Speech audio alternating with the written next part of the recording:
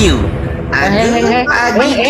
Bang Ardi, Bang Udah Ardi, dipasang, Bang Ardi, Udah. Jadi, ngutang anaknya kok. Di mute. Jadi buat Bang David, sebelum kayak berdebat terlalu panjang soal kekristenan dan Islam ini, mending abang pastikan dulu Alkitab yang abang pelajari itu isinya original. Karena itu sudah berkali-kali direvisi loh isinya bang. Siapa yang bisa menjamin itu asli? Siapa yang bisa menjamin setiap kalimatnya itu masih sama dengan Alkitab yang pertama kali dibuat? Aku yakin bang, itu isinya sudah banyak berubah di dalam. Dan itulah yang membuat kita jadi tersesat. Allahu Akbar.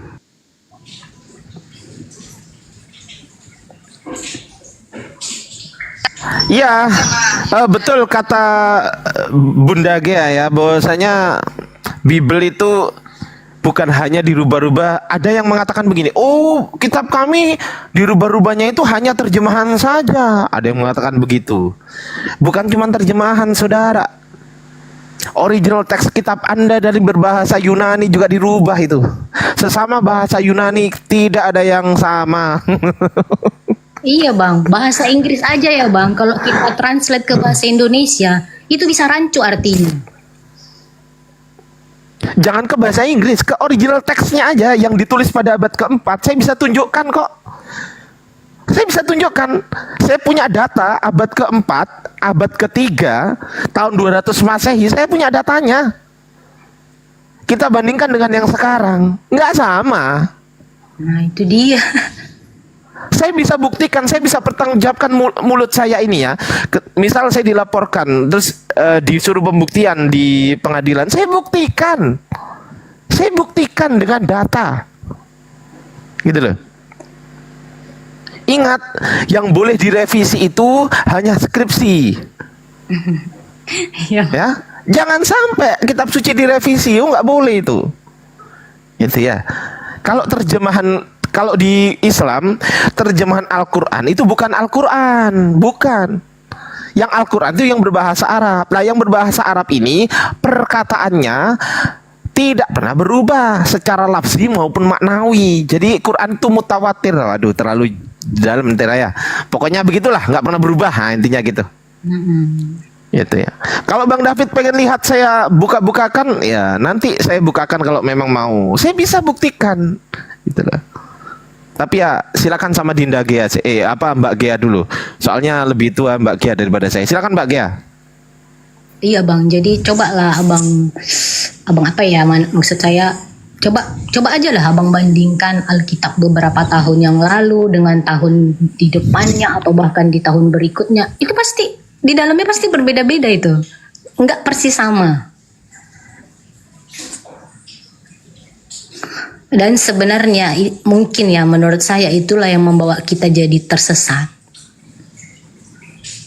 Karena sudah terlalu sering diperbaharui.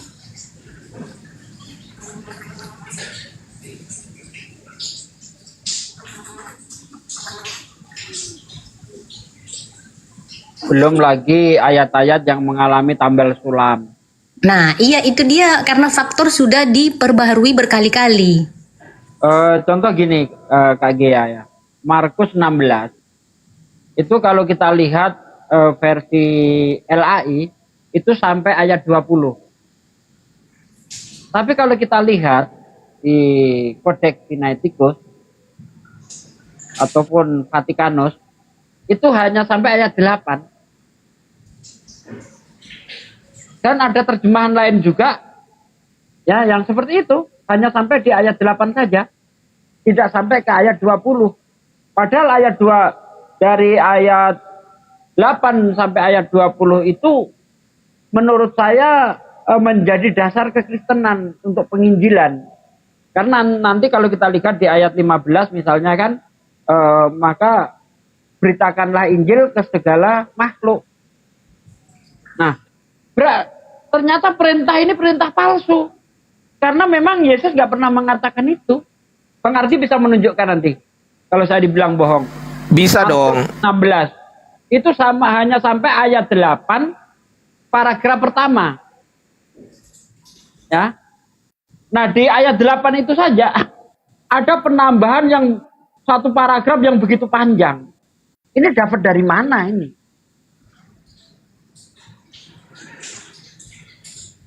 Banyak sekali, mungkin ratusan ya, ayat-ayat yang tadinya nggak ada jadi ada, itu banyak banget. Bukan hanya 1-2 ayat, begitu. Betul. Tapi kita tunggu responnya dari Bang David dulu nih, Bang Nah, Pak silakan, Bang Disugi. David. Silakan Bang David. Responnya gimana nih Bang David? Yang katanya kitab suci ternyata seperti itu. Kalau mau pembuktian nanti kita buktikan. Silakan Bang David dibuka open minded juga ya, open cam juga. Open mic. Silakan Bang David. Ya, yang pertama saya tanggapi tentang konsep Tritunggal itu yang seharusnya dipahami oleh manusia, yaitu harusnya memang begitu sih. Soalnya kan ketika Tuhan sendiri mewahyukan tentang dirinya, artinya Tuhan yang maha cerdas itu seharusnya dengan berbagai cara membuat manusia itu memahami gitu, bukan tidak memahami gitu. Itu betul sekali. Oh, mantap. Sama apa masalah kitab suci yang direvisi, ya memang betul yang jadi kitab suci kami itu memang yang terjemahan. Kami tidak punya teks original yang ditempelkan dalam terjemahan. Yang kami punya cuma terjemahan, dan itulah kitab suci kami. Dan itu bukan rahasia umum sih, artinya memang betul itu memang ada revisi dari kitab yang terjemahan. Masuk akal nggak firman Tuhan dirubah-rubah, direvisi? Yang revisi manusia, masuk akal nggak? Ya seharusnya nggak boleh. Kenyataannya? Ya kenyataannya direvisi. Nah itu.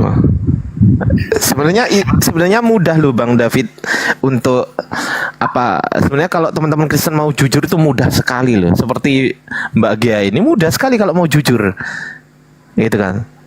Ada 3 pribadi, 1 hakikat, gitu kan? 3 pribadi ini ketiga-tiganya Tuhan atau ketiga-tiganya bukan Tuhan? Ketiga-tiganya Tuhan dong. Berarti Tuhannya 3. Enggak 1. Nah kan repot kan? Enggak 1 loh. Kok 1? Nah kan di luar Nurul gitu loh. Gitu loh Bang David. Kalau kita arahkan ke manusia, bener mereka Bang Ardi. Bener ya, ada berapa manusia? 3 manusia katanya kan. Iya, kalau manusia bener, tapi kalau Tuhan salah. Gitu. Terus kemudian kitab suci ya kan. Harusnya normalnya manusia hidup di dunia ini, kitab suci itu adalah pedoman hidup dalam beragama. Betul ya Bang David? Kitab suci itu, definisi kitab suci itu adalah wahyu Tuhan yang dibukukan. Jadi isinya adalah wahyu Tuhan. Barakallahu fikum. Isinya adalah wahyu Tuhan. Nah, ketika di dalamnya itu tercampur aduk antara wahyu Tuhan dan bukan wahyu Tuhan, pertanyaan saya, masih suci nggak? Tidak suci. Tidak suci. Seperti halnya yang dikatakan Yesus di dalam Markus 16 ayat 18. Tanda-tanda ini menyertai orang-orang yang percaya kepada Yesus. Salah satunya adalah memegang ular dan minum racun maut, maka dia tidak akan mati. Masuk akal nggak? Ya faktanya nggak pernah bisa dibuktikan. Itu ayat tambahan. Saya berani membuktikan secara original teks berbahasa Yunani, saya bisa buktikan. Tapi nggak perlu ya kalau nggak minta. Kalau minta saya bisa buktikan. Minta nggak Bang David? Boleh. Waduh, boleh. repoti aja Pak De ini. Repoti biar aja. nggak dibilang hoax. Waduh, ngerepoti aja lo. Maksudku itu, buat ya percaya gitu aja lo. Gimana sih? Bisa. Biar dia ke apa? Yakinnya itu semakin paten gitu. Yes, Wati Suki ini. nih, host, gedein saya host. Hostnya juga gitu nih, gimana hostnya nih? Ya kan, kita buka di sini dulu ya, di Markus 16. Di Markus 16. Nah, ini kan kitab Anda Bang David. Coba dicek dulu deh di kitab Anda. Anda pegang kitab nggak sekarang Bang David? Pegang nggak? Lagi nggak pegang. Oke, ini Markus 16. Ini bukan data dari Islam ya. Tulisannya apa itu? Alkitab Sabda. Kalau Islam kan nggak ada Markus, betul nggak? Ini loh, kebangkitan Yesus. Ini Markus ya. Betul ya? Markus 16 ayatnya sampai dengan 20 nih. Kelihatan nggak Bang David? Open mic aja, nggak usah ditutup Bang David. Iya betul. Saya bohong nggak ini? Wah, aku nggak bohong ya. Oke ya. Kalau nggak percaya bisa dicek Bibelnya sendiri-sendiri deh. Barangkali teman-teman Kristen ada yang bilang, oh itu editan Ardiansa, itu editan. Ya udah, daripada bilang editan, dicek ke Bibelnya sendiri-sendiri ya, gitu ya. Nah sekarang kita buka. Referensinya apa Bang? Alkitab Ini, Sabda tuh. ini referensinya. Alkitab.sabda.org. Nih. Oke. Alkitab.sabda.org. Oke. Tapi di semua Alkitab juga sama aja, Bang. Isinya gini. Markus 16 ya sampai 20. Rata-rata ya, tapi ada yang enggak juga sih. Ada yang cuma 8 juga. Yang udah sadar itu. Oke ya. Ini ya. Kita buka sekarang di Codex Sinaiticus, Bang. Ini namanya codexsinaiticus.org. Apa itu Codex Sinaiticus? Kita klik di sini, Bang. Apa itu Codex Sinaiticus? Barangkali Nah, ini, Bang. Codex Sinaiticus, a manuscript of the Christian Bible written in the middle of the 4th century, contains the earliest complete copy of the Christian New Testament. Christian ya, Bang? Ya. Ya, Codex Sinaiticus sebuah manuskrip Bible Kristen yang ditulis pada pertengahan abad keempat century of the 4th century, pertengahan abad keempat. Contains the earliest, berisi salinan lengkap paling awal, the earliest complete copy of the Christian New Testament. Oke ya, udah clear ya di sini ya. Ya. Sekarang di sini ada tulisan see the manuscript. Kita cek manuskripnya. Kita cek di sini di Markus. Markus ini 16. Nih Markus 16 nih, Bang. Markus 16 verse ayatnya nih, Bang. 1 2 3 4 5 6 7 8. Tangan saya bisa nggak turun lagi, Bang? Coba cek. Bisa nggak turun saya? Ya. Turun lagi. Nggak bisa. Nih kita cek yang verse 8 ya. Kita baca, Bang. Kita baca, Bang. Kita baca, Bang. Ini ya Markus 16. 16 ya. 1 2 3 4 5 6 7 8. Di sini kai odeni oden epon epo bontogar. Setelah epo bontogar nih di sini. Mana? Ah ini. Ini original teksnya, Bang. Kalau Abang mau baca silakan, saya kasih referensinya, namanya codexsinaiticus.org. Nih, kelihatan sekali ya. Kai odeni oden epon epo bontogar. Nah, gar ini ayat berapa? Ternyata gar ini ayat 8, Bang. Ayat 9-nya mana? Nggak ada. Setelah itu langsung Lukas. Kata Lukan. Menurut Lukas. Langsung Lukas 1 nomor 1 nih. Tuh. Langsung.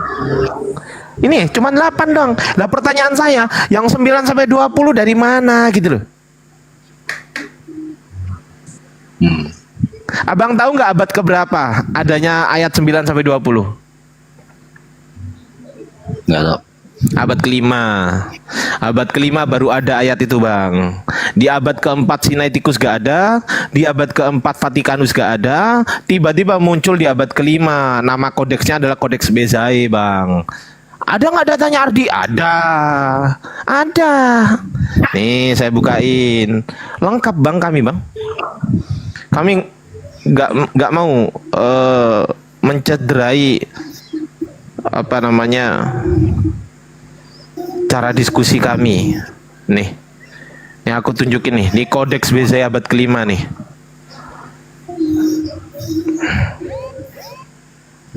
Nih, koneksi Anda tidak pribadi. Waduh, kenapa ini ya?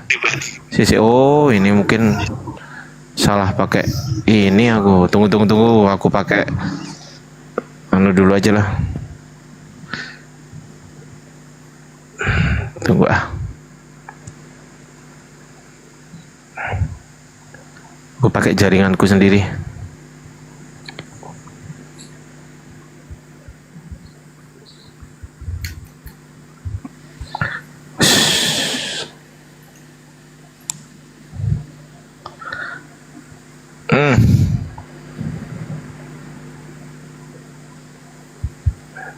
Ah. Nah, ini udah. Set set set. Jangkrik. Kenapa ini? Kenapa koneksi tidak vibradi ini teman-teman? Hei, kenapa ini? Kenapa kok gini? Oke, tunggu setelan dulu. Minta pakai VPN itu. Iya. Tunggu bentar. Aku tak ke privasi dan ke keamanan. Oh, ini DNS ya. Aku pakai yang lain aja lah DNS-nya. Pakai ini. Ini pasti aman ini.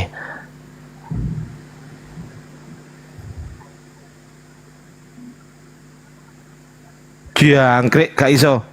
Kenapa ini? Itu kata Aki Alfi katanya lagi error katanya untuk servernya katanya Bang Ustaz. Oh, servernya error. Ya udah. Iya. Ya kalau gitu aku close dulu. Servernya error. Jangan-jangan servernya direvisi nih. Itu tapi kata Bang Jibril ini klik advance katanya yang di bawah kiri. Hah? Advance. Klik advance yang di bawah kiri. Yang di bawah kiri. Oh. Oke, terus setelah klik advance muat ulang. Oh, nggak bisa ya? Nggak bisa Bang Jib. Bang Jibril naik aja, ajarin saya Bang. Tapi aku tak turun ya. Oke, sebentar. Saya mau Saya yang turun saya. Gimana? Saya mau Diajarin buktikan malah nih. turun. Yang pakai terjemahan aja saya buktikan. Salin dikit. Ya, gedain. Ini Markus 16 ayat 8 ya. Terjemahan baru itu lengkap. Nih. Lalu mereka keluar dan lari meninggalkan kubur itu sebab gentar dan dahsyat menimpa mereka. Mereka tidak mengatakan apa-apa kepada siapapun karena takut. Dengan singkat mereka menyampaikan semua itu kepada Petrus dan teman-temannya. Sesudah itu Yesus sendiri dengan perantaran muridnya memberitakan dari timur ke barat berita yang kudus dan tak terbinasakan tentang keselamatan yang kekal itu. Ini versi AYT. Kemudian mereka keluar dan melarikan diri dari kuburan itu karena mereka dikuasai rasa gentar dan takjub, dan mereka tidak mengatakan apa-apa kepada siapapun karena takut. Habis ya, gak ada tambahan ya, karena takut. Ya. Yang bawahnya ini TL, terjemahan lama 1954. Lalu dengan gopoh-gopoh keluar mereka itu sambil berlari dari kubur itu karena gentar dan dahsyat menimpa mereka itu, maka satu pun tidak dikatakannya kepada seorang jua pun sebab sekaliannya itu takut. Selesai. Nah, ini ada tambahan satu paragraf nih dari mana ini? Nah, dengan singkat mereka sampaikan semua pesan itu kepada Petrus. Justru penambahan ini terjadi kontradiksi di antara ayat ini sendiri. Di ayat ini dikatakan mereka tidak mengatakan kepada siapapun karena takut, tapi di frase berikutnya dengan singkat mereka sampaikan semua pesan itu kepada Petrus. Loh, katanya nggak menyampaikan apa-apa, kok ini disampaikan juga ke Petrus? Kontradiksi kan? Tuh, mereka tidak mengatakan apa-apa kepada siapapun juga karena takut. Dengan singkat mereka sampaikan semua pesan itu kepada Petrus dan teman-temannya. Kontradiksi antara ayat inilah. Kalau ayat ditambah-tambah cakar-cakaran sendiri dalam satu paragraf, satu ayat. Nah, aneh kan? Ini bahasa Indonesia sederhana. Maka mereka keluar dari kubur itu lalu lari karena terkejut dan takut. Mereka tidak mengatakan apa-apa kepada siapapun karena takut. Nah, selesai udah. Gak ada lagi. Tuh. Nah, ini bukti bahwa kitab Anda mengalami tambal sulam. Masihkah kitab ini bisa dibilang kitab suci? Ini bukan tulisan orang Islam.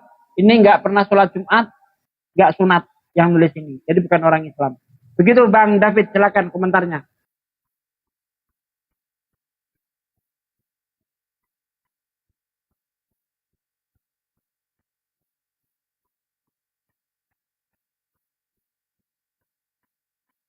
Mana nih? Oh, gak ada komentar? Ya, komentar. Ya kalau dari tunjukin data seperti itu gimana lagi saya bisa bantahnya? Saya juga bingung. Mantap. Nggak usah membantah bang, tugasnya bang David bukan membantah, tapi berpikir bagaimana kemudian langkah yang harus bang David ambil. Dan di dalam Islam tidak ada paksaan bang, nggak ada orang yang masuk Islam dipaksa, nggak bisa gitu lah.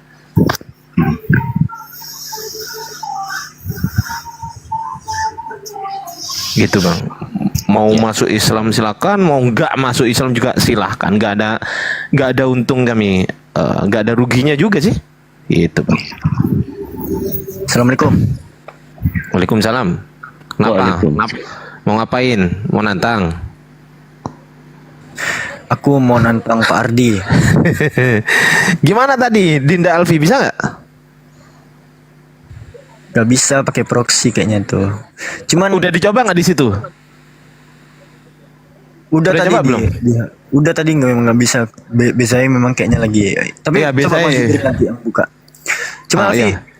mau sampaikan sedikit aja ke Bang David. Sebenarnya kenapa kami tahu-tahu informasi seperti ini, Bang? Karena Allah itu udah memberikan informasi terlebih dahulu di 14 abad sebelumnya itu. Fawailul lil ladzina yaktubuna al-kitaba bi aydihim summa yaquluna hadza min indillah. Celakalah mereka yang menulis kitab dengan tangan mereka sendiri lalu berkata ini dari Allah. Ah, itu Bang. Jadi kami itu mendapatkan informasi itu memang udah dari Allah gitu. Rabbul Alamin, Tuhan semesta alam. Jadi kalau ada Allah ngasih informasi itu nggak mungkin salah tuh Bang. Nggak mungkin tuh.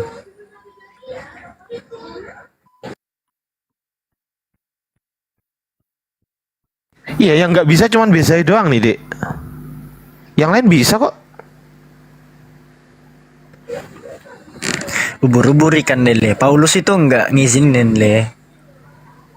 Kok Paulus? Kenapa jadi Paulus? Tuh ada Bang Jib. Bang Jibril deh. Bang Jib? Bisa nggak? Assalamualaikum warahmatullahi wabarakatuh. Waalaikumsalam. Waalaikumsalam warahmatullahi wabarakatuh. Warahmatullahi wabarakatuh. Yang Coba, dibuka Bang dari mana Jibril. sih Bang? Dari City SMN, Ban. Bukan, cudl.lib.cam.ac.uk. Cambridge, saya nggak ada Cambridge. itu. Cambridge. Dari Cambridge. Aku baca bahasa Inggrisnya. University of Cambridge. Udah lah, nggak usah bahasa Inggris lah, pusing gua dengernya. Saya ini diajari Bang Jibril gitu. Gimana sih? Bener nggak Bang Jib? Kan ngajarin gitu kan? Betul. Ini saya bisa. Ya. Loh, Tapi bisa dari mana? Yang ini kan, yang Coba gedein. Coba jurus memperbesar diri bisa nggak? saya bukan moderator di mari.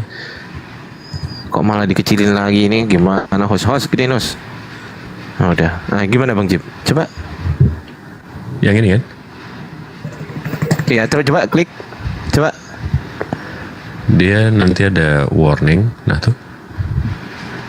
Mana? Nah tuh. Ya sama aja. Iya servernya lagi. Tapi di sini bisa kan, Bang? Kan di sini ada BSI juga. Oh iya, kalau di situ bisa, betul. Kalau di situ bisa, betul. Tapi kalau yang di tadi kan nggak bisa. Itu loh yang maksud gua. Dari sini aja Bang, tunjukin.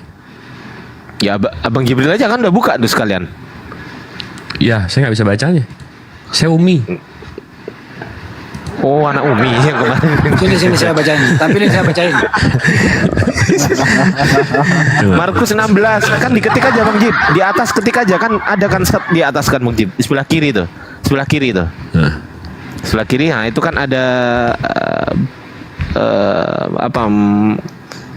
mark gitu kan. Ada nggak Markus? Ada nggak? nah, Setelah Markus apa Bang Jib? Bang Jib setelah Markus apa? Lukas kan? Lukas. Ya. Lukas, yang dibuka Lukas, terus kemudian halaman sebelum Lukas. Habis. Yes, that's right. Satu halaman lagi itu masih bahasa apa itu? Itu masih bahasa Yunani bukan?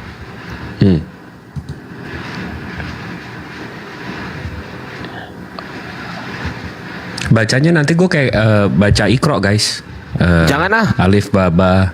Iya. Tata. Jangan Gue belum Bang bisa Jim. baca ini. Karena ini yang karena gini nanti nggak bisa dipahami semua orang, maksudnya kan nggak ada tulisan satu duanya, tapi yang di Bezai yang CUD tadi itu ada satu dua aja Bang Jim. Di sini kan nggak ada, bener nggak? Ada nggak? Nggak apa-apa, coba buka aja nggak apa-apa. Tunggu. Mark 16.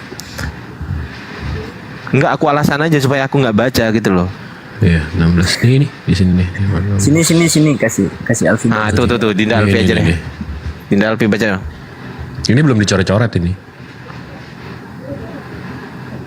Coba mana ini di Markus?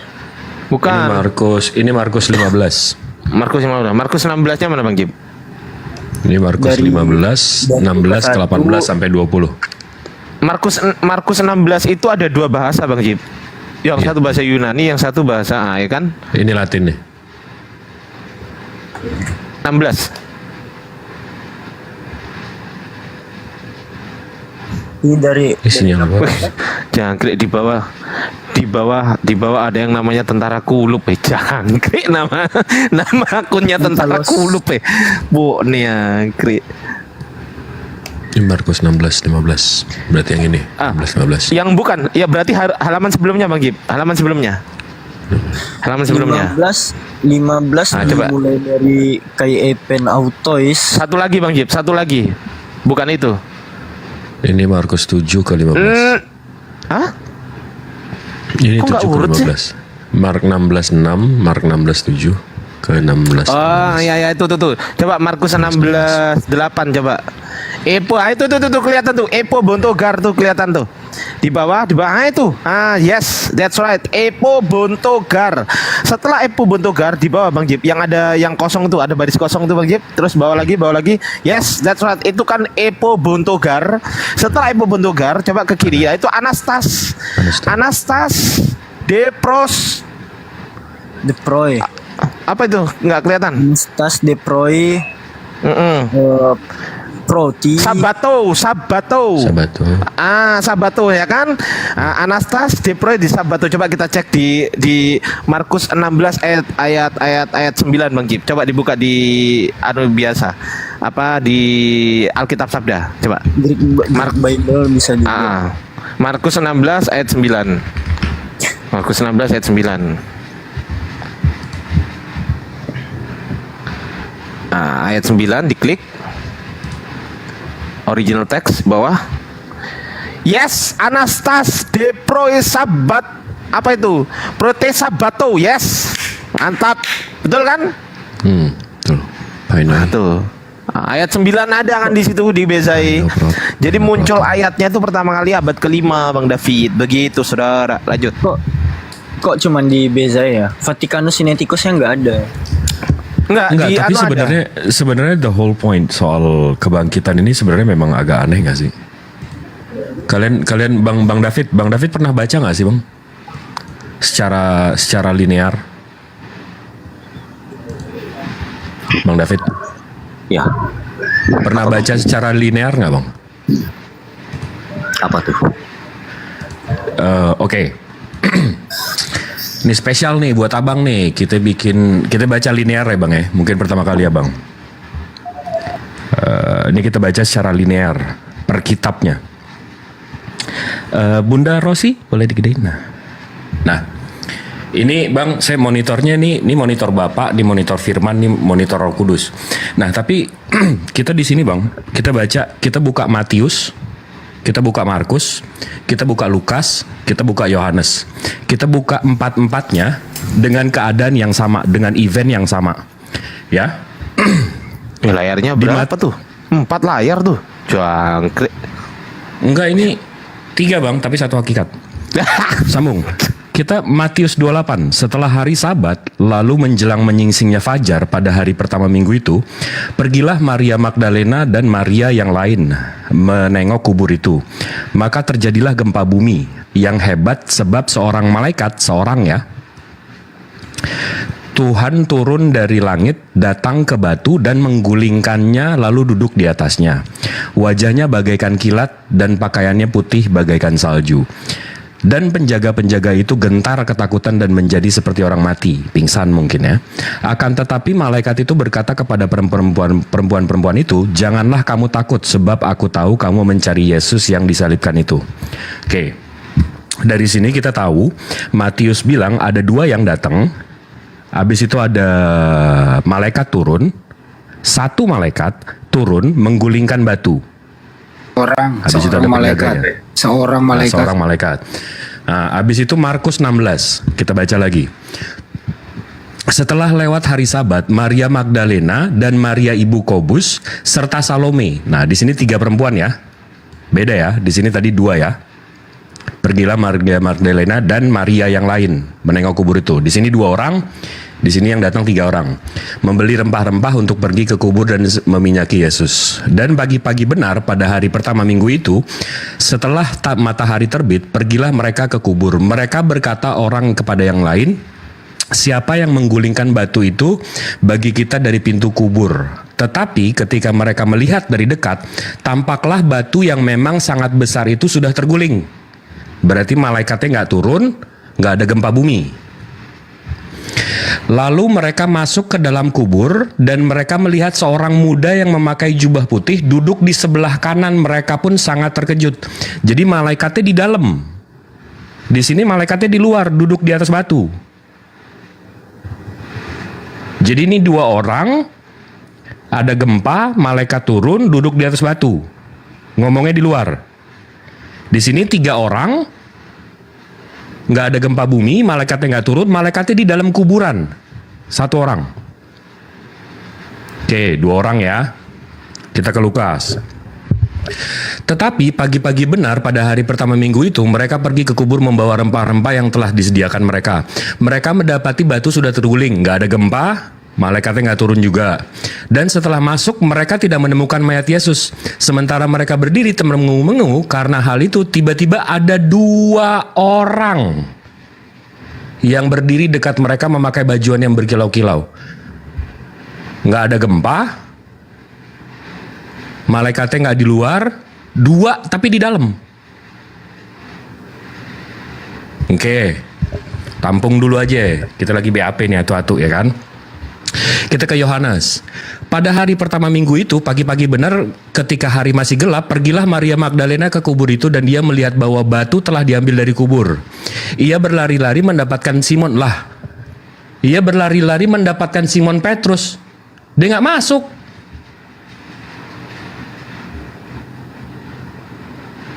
Maka ini yang benar yang mana nih bang? Yang salah yang mana? Nah begitu, makanya kita telusurin lagi kalau muslim gitu ya. Makanya begitu kita buka Markus 16, di sini ditulis, sekalipun ayat 16-90 tidak tercantum dalam 2 naskah Yunani yang tertua, ayat ini muncul dalam berbagai naskah tua lainnya. Juga sebagian terbesar naskah Yunani di dunia kuno.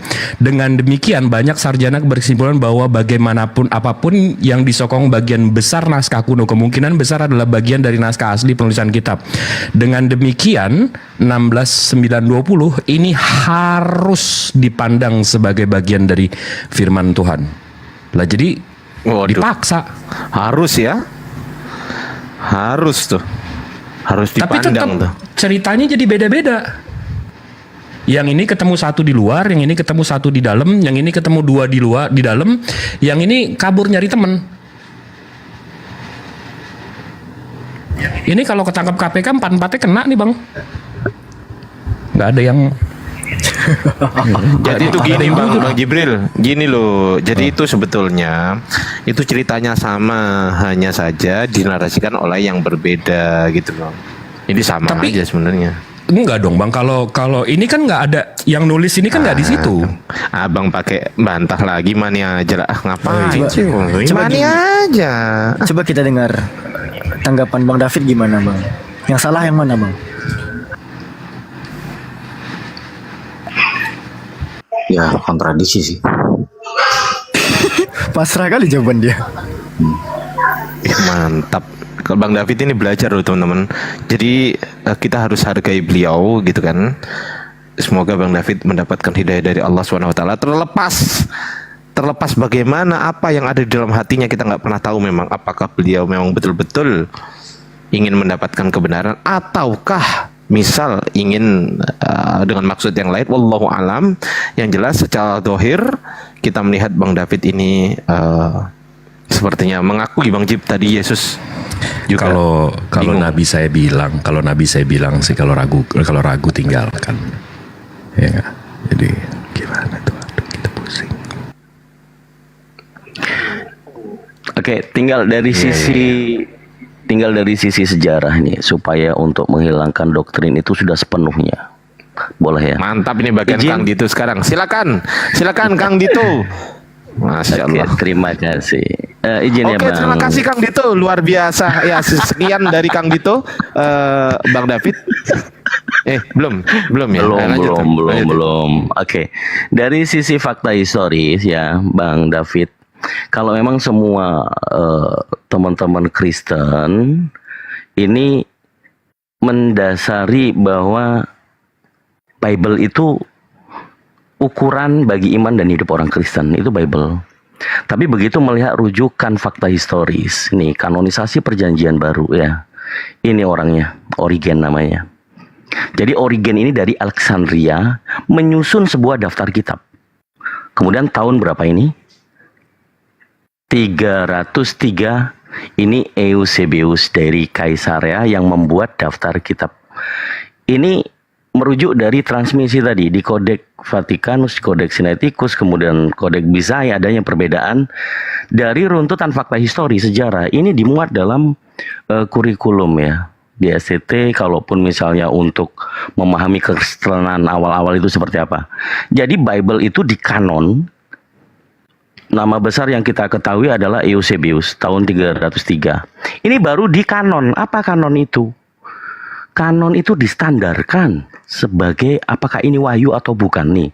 Seperti yang disebutkan penentuan mengenai kitab-kitab mana yang layak dan bisa dimasukkan ke dalam kanon perjanjian baru. It's mean ya, artinya bahwa kitab yang saat ini dipegang oleh saudara-saudara Kristen itu dari hasil pengumpulan manusia-manusia pada zaman itu. Tahun 303 yang nama besarnya Eusebius. Kemudian Bang, terkait iman doktrin yang sangat menempel. Abang tadi membahas tentang Tertullianus, konsep teologi Tritunggal atau Trinitas. Abang pernah tahu nggak orangnya seperti apa? Nih, ini orangnya nih, Tertullianus ya. Tertullianus itu namanya adalah Quantus Septimius Florens Tertullianus. Sudah pasti dia adalah orang keturunan Yunani. Nah, ini faham doktrin itu apa di sini? Ia dibesarkan dalam keluarga kebudayaan kafir pagan. Orang pagan membuat konsep ketuhanan 3 dalam 1. Dan dia lahirnya Bang 155 sampai 230. Bayangkan. Dia mati atau meninggal tahun 230. Menurut Abang, fakta historis, Kaisar Konstantin yang melegalkan Kristen itu tahun berapa? Kita lihat di sini. Konstantin, nih foto kaisarnya ini.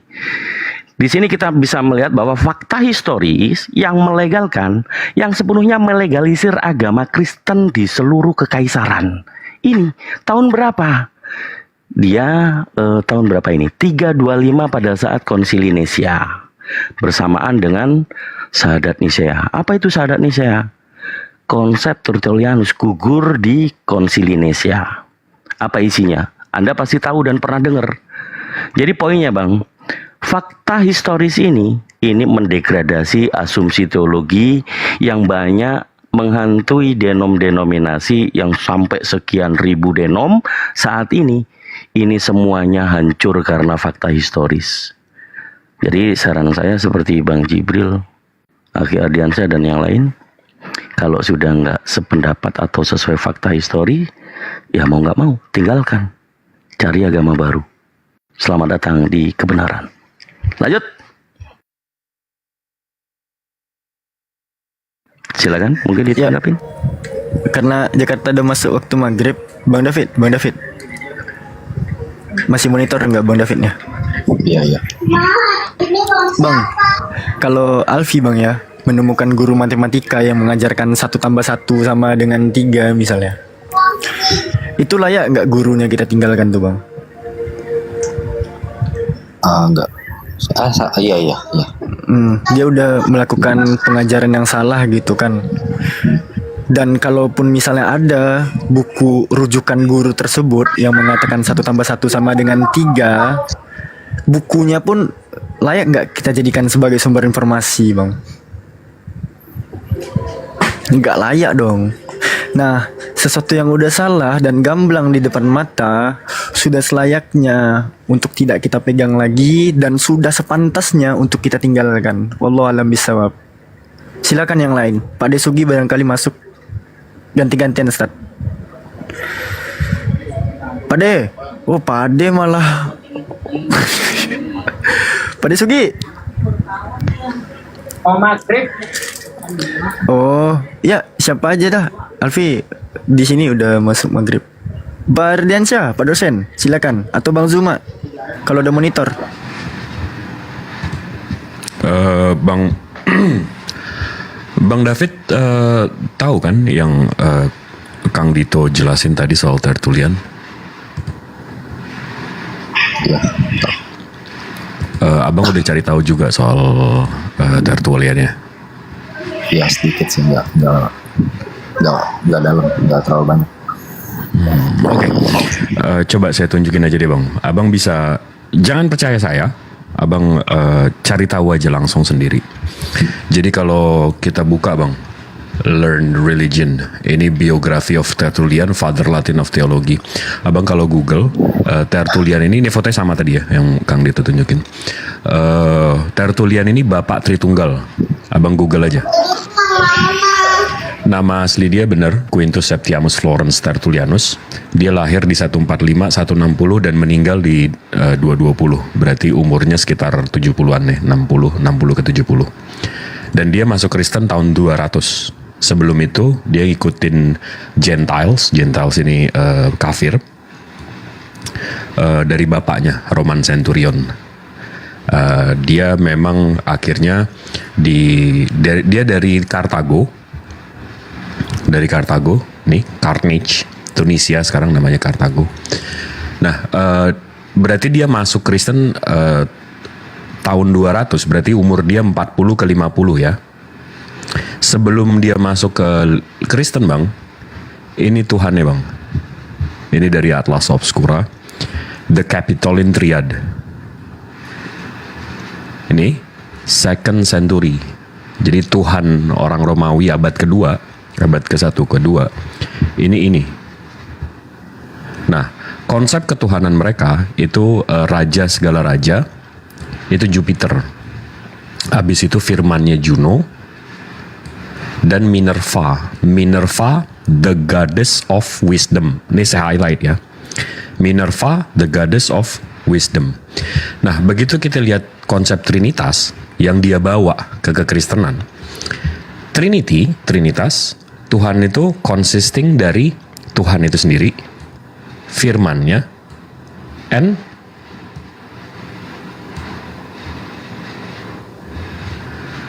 sama nggak?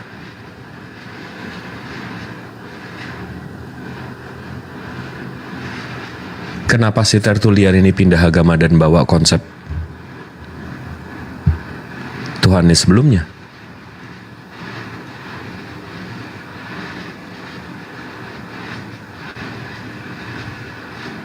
Menurut abang kenapa bang?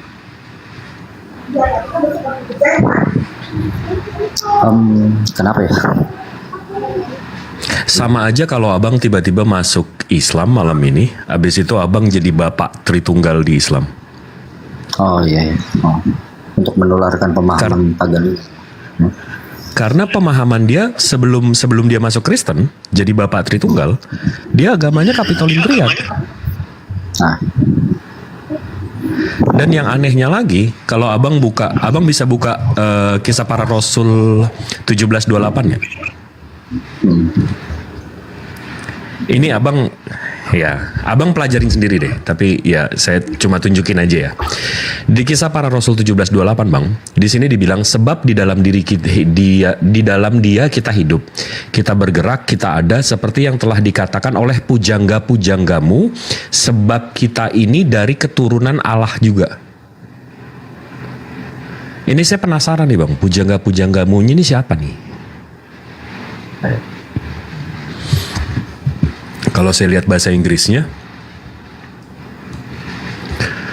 for in him we live and move and have our beings, as a certain also of your own poets ini pujangga-pujanggamu, have said, for we are also his offsprings. Saya mau cari nih quotes-nya dari mana. Begitu saya cari tahu bang, as always, dari buku penulisnya Aratus, judulnya Fenomena. Aratus ini penyembah Zeus dari 3 abad sebelum Masehi. Ya. Dan begitu saya cari lagi, nah nih. Therefore, always we all have need, dan kita akan selalu perlu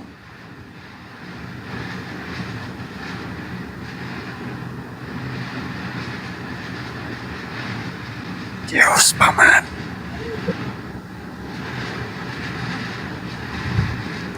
Bang David ini nyimak gak?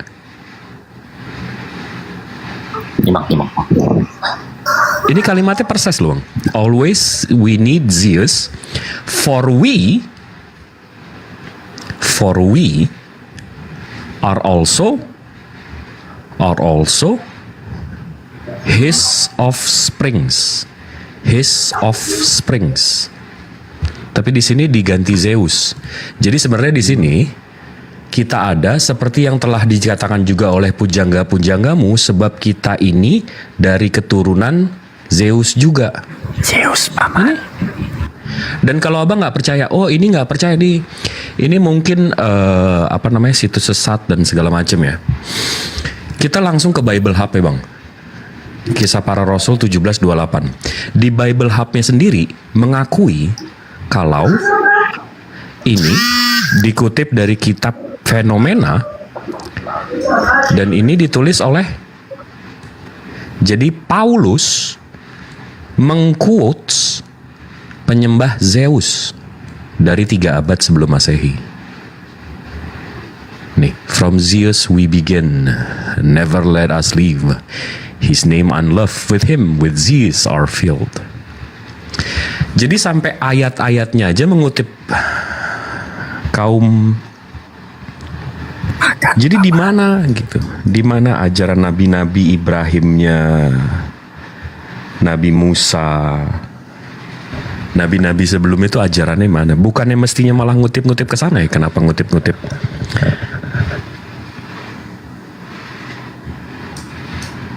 Tapi ya, Akhi Jibril. siap Kang Lito, siap. Ke Yesus mungkin ada hubungannya nggak dengan Yesus? Kalau nama itu kan linguistik, jadi ya memang semuanya ke sana. Sampai tempat lahirnya kan juga di Goa kan? Exactly. Tempat lahir Yesus yang ditemukan Saint Helena di abad keempat. Itu kan di Goa. Kalau nggak percaya nanti dibilang fitnah lagi ya kan? Bukan, Yesus definitely Church of God. Yang dari Celtic, agama Celtic.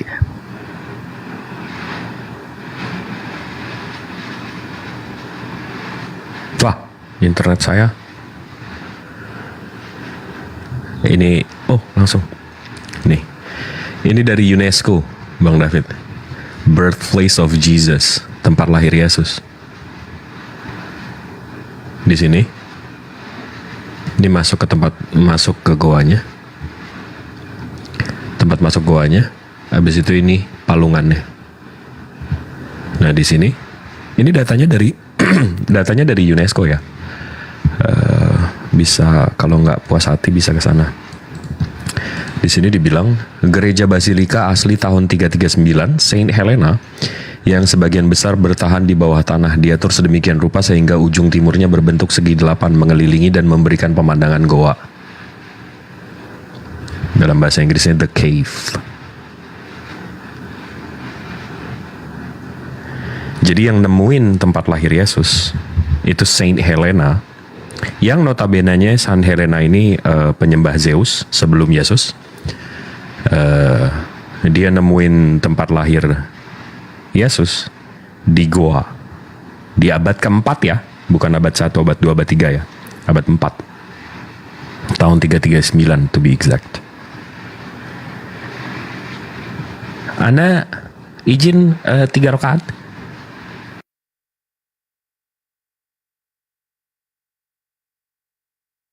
Tafadhol. Ya, Bang David ada komentar?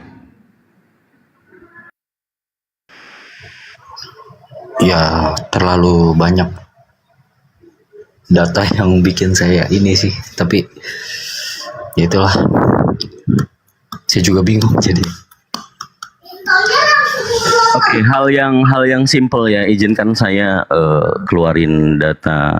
Kenapa sih di Indonesia itu kita semuanya tahu sejarahnya ya, bahwa di kalender yang kita punya sebelum tahun 2000-an ke bawah itu ada kalender mengatakan kenaikan Isa Al-Masih, bukan Yesus. Tapi di era sekarang itu 2021 kemarin ya, Presiden mengukuhkan bahwa Isa Al-Masih diganti menjadi Yesus. Itu suatu fakta kebenaran. Tapi Bang, yang menjadi pertanyaan yang harus Abang ketahui dan saudara-saudara Kristen harus ketahui, bagaimana di Indonesia ini masuk nama Yesus, yang di Eropa mereka menyebutnya Jesus, bukan Yesus ya. Jadi kalau saya boleh, bukan berasumsi liar, ini ada data ya tentang Yesus yang saya maksud. Saya ambil datanya dari Britannica Bang. Saya open cam kan dulu, ini agak sedikit critical ya. Yesus ini, saya nggak merujukan kepada Yesus ya. Kita pahami dulu, ini juga ada bahasa Tuan and Master, atau Tuhan kemudian menjadi Tuan menjadi Tuhan ya, itu ya. Ini dewa Celtic yang kuat, salah satu dari 3 yang disebutkan oleh penyair Romawi. Ini yang membantai pembunuhan Yesus ya, itu tentara Romawi pada abad ke-1 Masehi. 2 lainnya adalah Taranis, dewa petir, dan Theatetes, dewa rakyat. Nah, menurut komentator selanjutnya, korban-korban Yesus dikorbankan dengan cara ditikam dan digantung di pohon. Nah Bang ya, ini similar ya. Kemudian saya ambilkan dari sini fakta. Ini ada hubungannya. Jadi Yesus adalah the Church of God atau dewa ketiga. Saya terjemahkan saja. Karena ini data yang harus kita kulik ya. Mohon maaf, bukan ada tendensi mau penyerangan, tapi faktanya memang harusnya seperti itu. Jadi kenapa sih di Indonesia itu muncul nama Yesus? Jangan-jangan Yesus ini gitu loh. Ini ya dewa ketiga. Kemudian disebut juga dewa penebang kayu. Nah ini juga ditemukan nama siapa? Lukas ya. Ini arkeolognya, penemuannya. Yang jadi sedikit mungkin fakta membuat saya itu konyol ya. Ini tiba-tiba ada nama Yesus, gimana ini? Tapi padahal di original tadi di bahasa Inggris sebelum kita terjemahkan dia Jesus, Aisus. Kalau kita Indonesiakan, Yesus.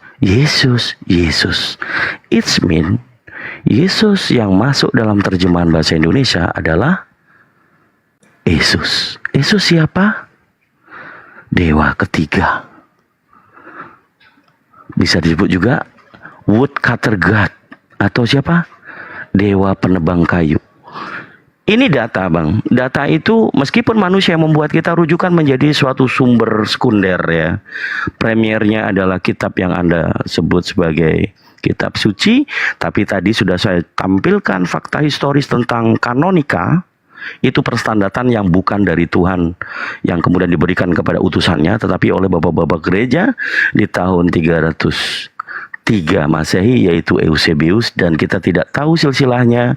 Kemudian Anda pahami bahwa itu adalah kitab suci. Dengan cara apa? Pemungutan suara. Ini standar, itu bukan. Munculnya apokrifa bukan berarti apokrifa bukan kitab. Kan begitu jadinya.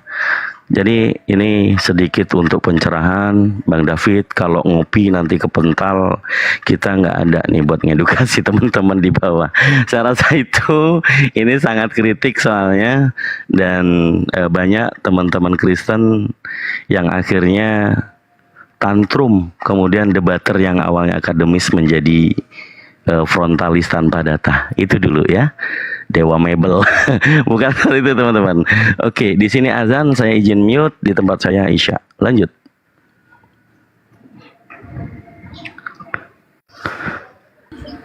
Pak Handi, monitor mungkin, host saya kembalikan. Alfi. Iya. Iya Kang Dito. Bang David, ntar kepental Bang David. Bang Ardi, udah monitor belum Bang Ardi? Bang Handi, Bang Juma kali monitor.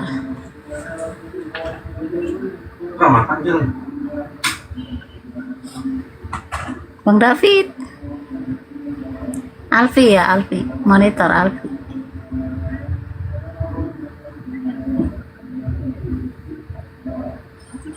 Iya, lagi pada sholat. David ini mau lari nih David. Dah monitor ya.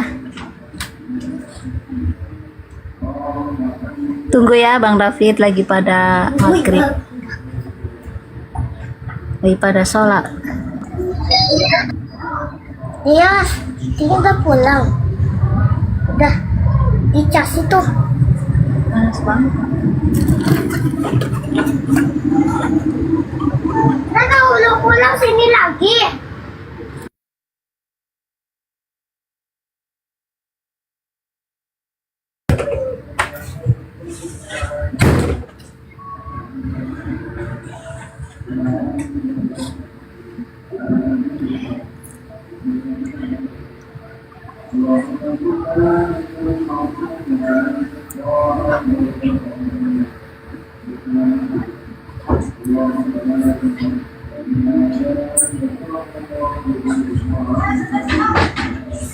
Bang Ardi, udah monitor belum Bang Ardi? Masih nata kamar, bentar.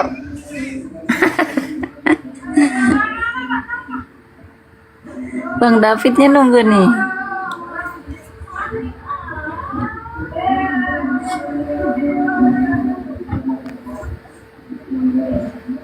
Bang Hadir, Fitri hadir. udah open mic. Iya, Iya, hadir, iya. Gimana Bang David? Ada yang mau ditanya? Ada yang mau di... Oke, izinkan saya menyampaikan sesuatu ya Bang ya. Tafadol, silakan. Silakan. Silakan. Ya.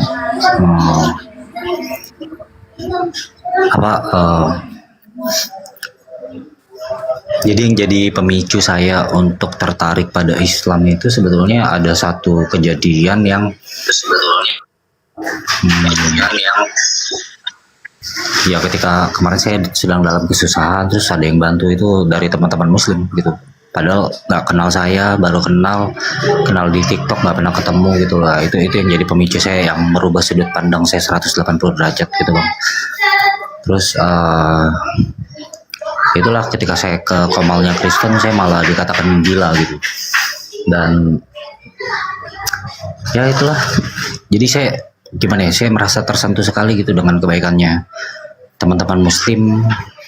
Ya sekalipun mereka nggak pernah menggembor-gemborkan tentang kata kasih, tapi dalam tindakannya mereka itu gimana ya, ya membuat saya terharu sekali gitu Bang.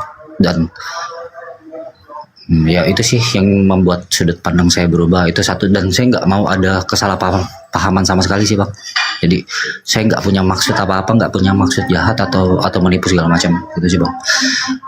Jadi ya saya ingin sekali Bang ada di dalam komunitas yang penuh dengan cinta ini gitu Bang. Jadi saya rasa saya yakin. Mantap. Ini saya ada 2 poin Bang. Saya ada 2 poin yang mungkin abang bisa abang bisa cek langsung deh. Soal kasih ya bang ya, abang setuju nggak kalau pohon itu bisa dilihat dari buahnya?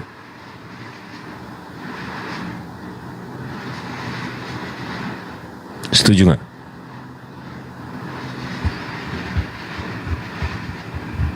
Bang David? Kan ada selalu yang bilang tuh, pohon itu dilihat dari buahnya, pohon itu dilihat dari buahnya, pohon itu dilihat dari buahnya. Abangku.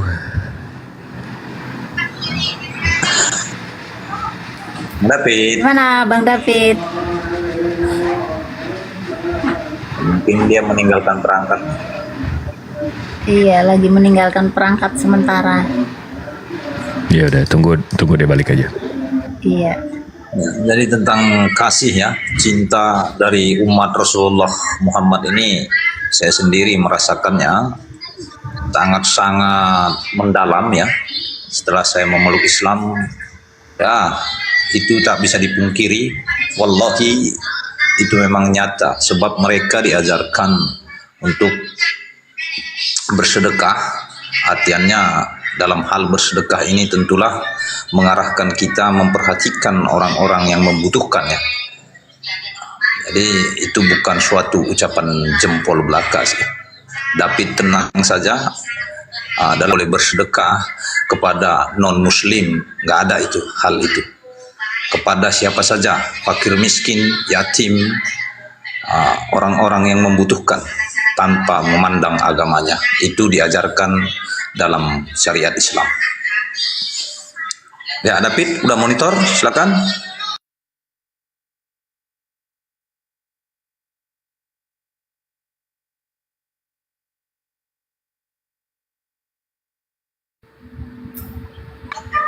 Lagi merenung. Biarlah. David? Iya. Nggak, saya mau tunjukin data yang ini loh, cerminan umat Rasulullah tuh ini loh. Tapi kalau Bang David ya belum bisa fokus, agak susah sih. Masya Allah, David ini yang dulu akunnya Karadin. Oh, Bang Karadin. Iya, suaranya mirip ya. Yang fotonya pakai kacamata kalau nggak salah. Mirip Ustaz Tahta. Kalau nggak salah. Ini kita.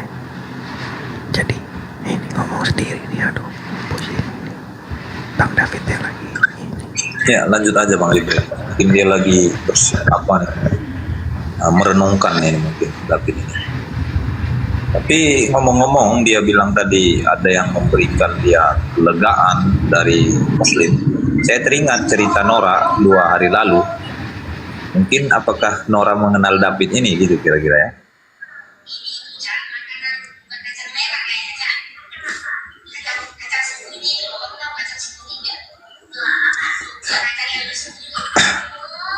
Tapi dari Bang Jibril sendiri di mana posisinya Bang? Saya lagi di depan komputer, abangku lagi di. Enggak, tapi kalau inget-inget soal ini ya, soal kasih ya, soal kasih. Justru Rasulullah tuh ngajarin kita tuh soal kasih ya, soal apalagi sama musuh. Jadi diriwayatkan Rasulullah ini lagi perang, kalau nggak salah waktu itu bukan Badar, Uhud kalau nggak salah.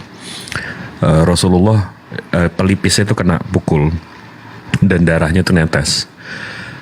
Rasulullah terus ngelap pelipisnya ini. Dia terus ngelap pelipisnya pakai bajunya. Sampai sahabat itu bertanya, kenapa sih? Kenapa diiniin? Kenapa dilap terus ke baju? Jadi Rasulullah tuh ambil darahnya dilap ke baju, ambil darahnya lap ke baju, ambil darahnya lap ke baju. Begitu sahabat nanya, kenapa dilap terus ke baju? Kenapa dipeperin terus ke baju? Habis itu Rasulullah bilang, iya, karena aku mendengar bahwa Malaikat Jibril bilang kalau sampai darahku menetes di tanah di bumi ini, musuhnya akan di bumi hanguskan.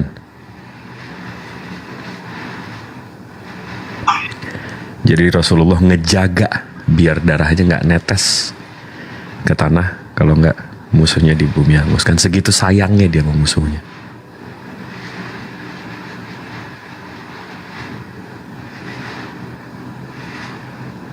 Dan ini notabene-nya yang perang ya, yang kita lagi benci-bencinya sama musuh kita.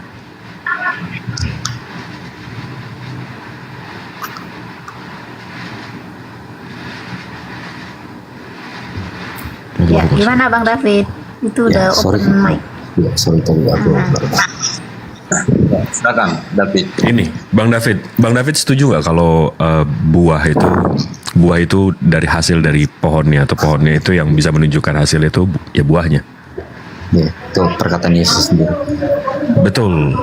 Nah, kita dengan landasan itu, kita lihat ada buku ini di sini namanya Body Count, Bang. Ada nama buku Body Count. Di sini ada objektif, metodologi, democide, genocide, dan segala macam. Di sini ada civilizations, peradaban dari yang tidak bertuhan, Buddhis, Christian, Indic, Islamic, Primal, Indigenous. Ini yang suku-suku itu. Cynic ini China, Chinese dan sekitarnya. Di sini Bang ada catatan perang 2000 tahun terakhir. Abang kalau mau cari perang apa, kita bisa Ctrl F, kita bisa cari. Di sini nih banyak banget Bang list perangnya. Nah, ini 2000 tahun terakhir ya. Nah, di sini ada eventnya, ada estimasi kematiannya, ada jenis perangnya. Habis itu belligerent civilizations, agama pelaku. Nah, di sini dimulai dari 10 juta ke atas, 2 juta ke atas, 500 ribu ke atas, 1 juta ke atas, dan seterusnya. Kita lihat ya Bang, yang paling gede ya Bang ya. Christian, Islamic 1. Habis itu yang di atas 2 juta, Christian,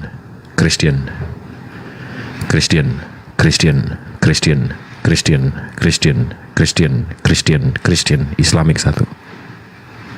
Nah, jadi kalau kita scroll sampai ke bawah, ada summary-nya. Di sini death toll distributions world civilizations dari tahun 0 sampai tahun 2008. Ini yang digadang-gadang si paling kasih. Ini lebih parah daripada yang tidak bertuhan, Bang. Sementara yang dituduh, yang selalu dituduh penjahat ini apa segala macam, justru nomor 3 paling rendah, Bang. Ini buahnya nih Bang, dari pohon ini Bang. Wow. Nah, ini baru perang. Habis itu di sini ada genocide. Genocide ini kalau perang kan ngelawan ya. Kalau genocide ini nggak ngelawan, pembantaian. Di sini ada listnya juga, tapi kita langsung ke summary-nya juga Bang. Death toll distributions world civilizations tahun 0 ke 2008. Yang digadang-gadang si paling kasih nih Bang, justru hampir 9 kalinya yang dituduh teroro. Yang dituduh teroro ini lebih baik daripada yang tidak bertuhan Bang. Ini pohonnya nih Bang, dan ini buahnya. Dan kalau di pie chart-nya, Christian ini 2000 tahun terakhir pembantaiannya 65% dari total pembantaian seluruh dunia. Yang paling kecil justru yang paling sering dituduh. Ini pohon dan buahnya nih Bang. Jadi kalau abang cerita ada orang muslim nolong abang ini itu, ya abang ngerasain buah dan pohonnya dari statistik yang saya tunjukin tadi. Gitu Bang. Subhanallah. Ya Bang. Jadi artinya dari data yang Bang Jibril sampaikan tadi, ketika Yesus berkata lihat buah yang baik itu dari pohonnya, secara tidak langsung ingin mengatakan bahwa kekristenan itu pasti bukan berasal dari Yesus. Kan dia bilang juga Bang, dia juga bilang jangan dia pikir dia datang bawa kedamaian, dia bawa pedang. Dan betul statistiknya nunjukin kan. Oke. Yang menyebarkan ajaran dengan pedang, crusader, 3G, itu kan bukan muslim berdagang Bang. Ya.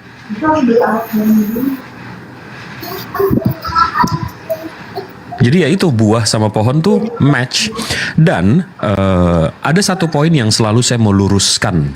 Ini untuk abang. Ini kadang-kadang orang tuh jadi batu sandungan masuk Islam tuh karena fitnahan ini.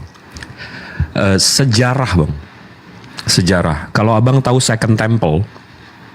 Second Temple itu tempat Yesus ibadah bang. Abang tahu nggak yang kalau di Bible abang disebut Bait El? Yang dia yang ada orang jualan di sekitarnya, habis itu diacak-acak. Abang tahu, abang ingat nggak? Abang tahu nggak ceritanya? Ya tahu. Nah ini kalau abang Google aja Second Temple, ini bentuknya seperti ini. Mereka mestinya punya kayak gini bang, Bait El namanya.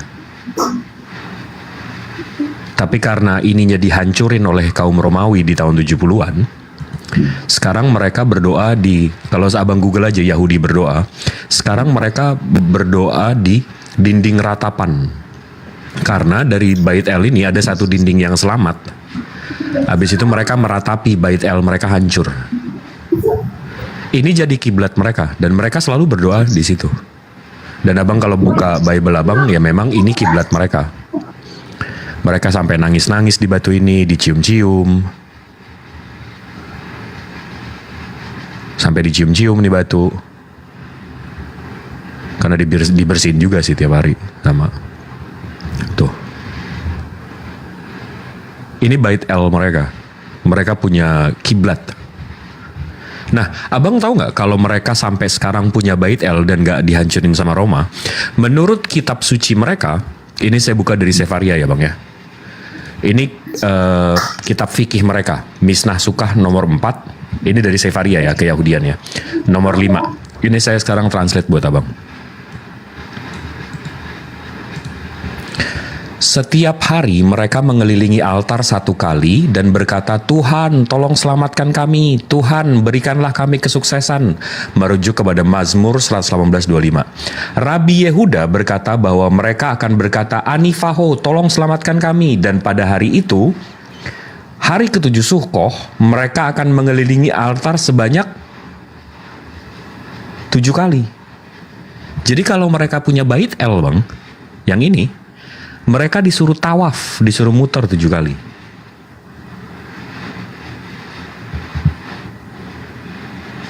Jadi itu ajaran Samawi bang. Jadi Nabi Ibrahim membangunkan 2 Bait El. Yang satu buat Ishak, yang satu buat Ismail.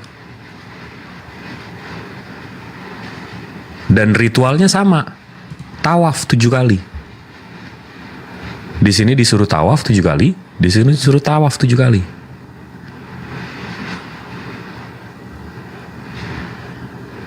Ini agama Samawi nih bang, dua-duanya bang. Artinya yang paling pantas disebut agama Samawi itu Islam. Dua ini. Ya. Tiba-tiba ada satu yang ngaku Samawi tapi nggak punya kiblat, nggak disuruh tawaf. Dan kalau ada fitnahannya bang, fitnahannya selalu, umat Islam menyembah Ka'bah, menyembah batu hitam. Betul nggak? Abang pernah dengar nggak? Betul. Saya tunjukin bang. Ini gampang banget sih. Ka'bah ini setiap tahun diganti kiswahnya. Kiswah ini kain ini bang. Ka'bah ini diinjek-injek bang.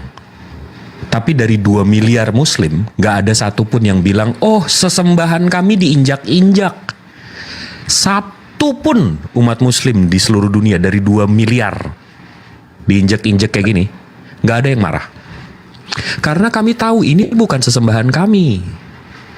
Tapi coba, yang abang bilang bukan sesembahan abang, berhala Yesus, terus tiba-tiba ada yang nginjek. Kira-kira marah gak bang? Ada yang marah gak?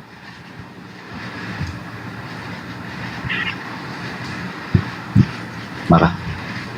Nah, jadi sebenarnya siapa yang nyembah berhala nih bang? Ka'bah kami diinjak-injak di ini, kami nggak ada masalah karena tanah suci, tanahnya yang disucikan Tuhan, bukan bangunannya.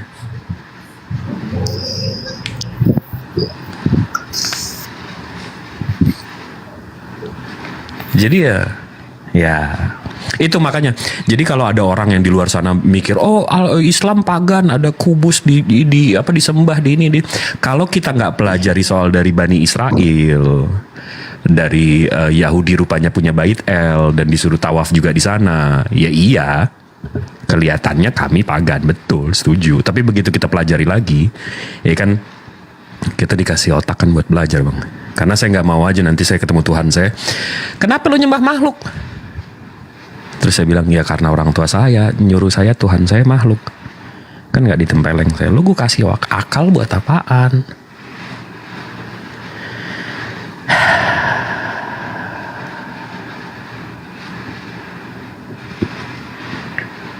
Maha benar Allah dengan segala firman. Maha benar Allah dengan segala firman-Nya.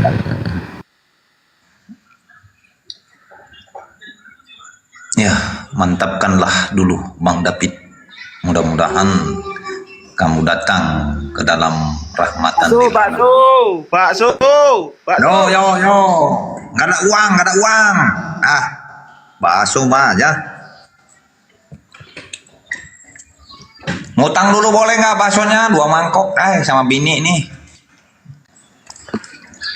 Gurunda sudah monitor, Gurunda?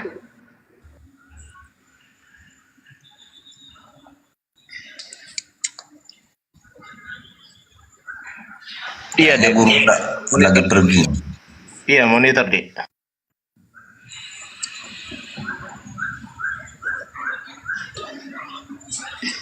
Silakan Bang David, mau bertanya ya silakan, mau bernarasi ya silakan, Bang. Iya, serang, Bang. Serang kami dengan fitnahan-fitnahan dari yang ada di luar sana tentang agama kami akan luruskan. Itu tugas kami di sini.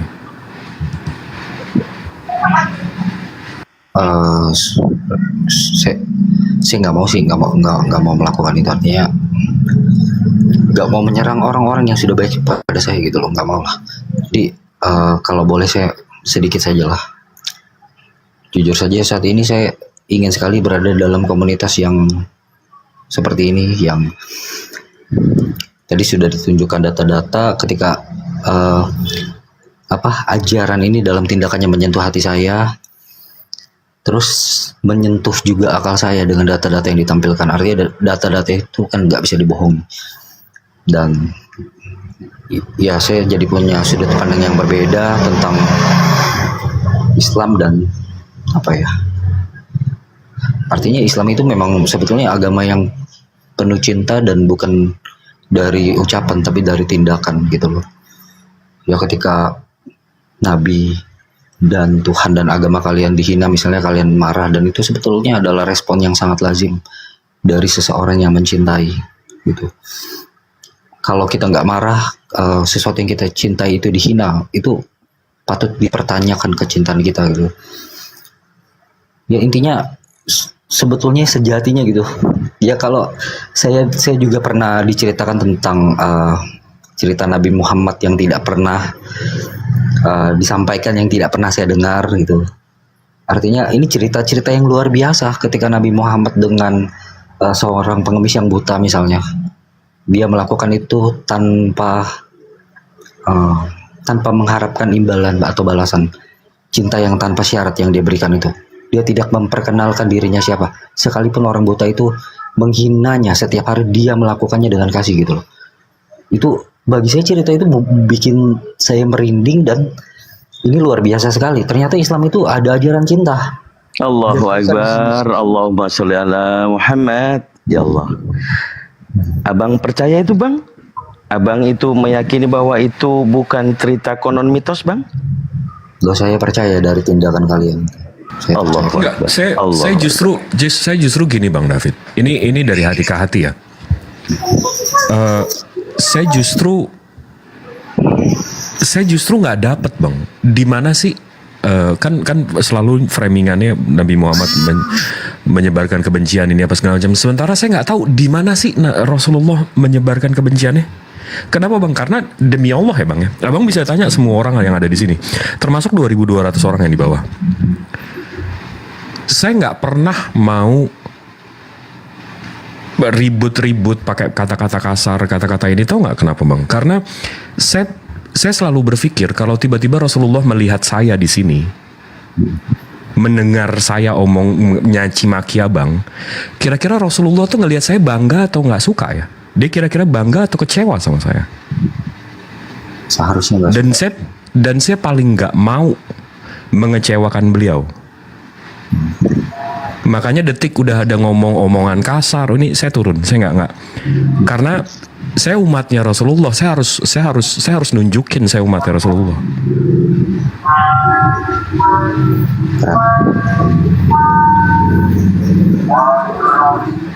Jadi makanya kadang-kadang kalau ada room muslim yang tiba-tiba kalimatnya kalimat kasar, saya langsung komennya di bawah, ya Allah umat Rasulullah. Saya ngingetin kita umat Rasulullah loh. Di mana sih di hadis di Al-Quran ngajarin Rasulullah pernah maki-maki orang kayak gitu? Nggak pernah loh. Naikin suara aja nggak pernah loh.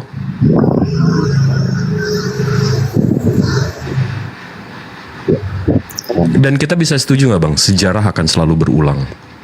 History will repeat itself. Sejarah akan selalu berulang. Yes. Nah, jadi fungsi Al-Quran, saya selalu bertanya dari kecil, dari zaman SD. Kenapa sih di Al-Quran tuh nyeritain cerita-cerita nabi-nabi sebelumnya? Kenapa sih, apa fungsinya sih? Tapi begitu gede bang, saya sadar history will repeat itself. Sejarah akan selalu berulang. Kita akan dihantam sejarah kalau kita nggak belajar sejarah. Jadi dinarasikan Nabi Nuh waktu itu dapat firman dari Tuhan pencipta langit bumi beserta isinya untuk membangun bahtera, untuk membuat bahtera. Habis itu begitu dikasih tahu sama umatnya, ya umatku, ini kita disuruh bikin bahtera, aku dapat firman dari Tuhan yang nggak kelihatan, dari malaikatnya, dari ini. Jawaban kaum pagan itu apa? Penyembah berhala itu apa?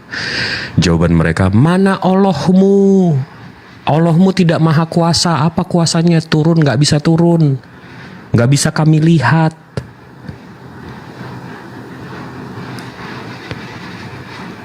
Kaum kafir pagan ini akan selalu menistakan Tuhan dan nabinya. Dan sejarah akan selalu berulang bang.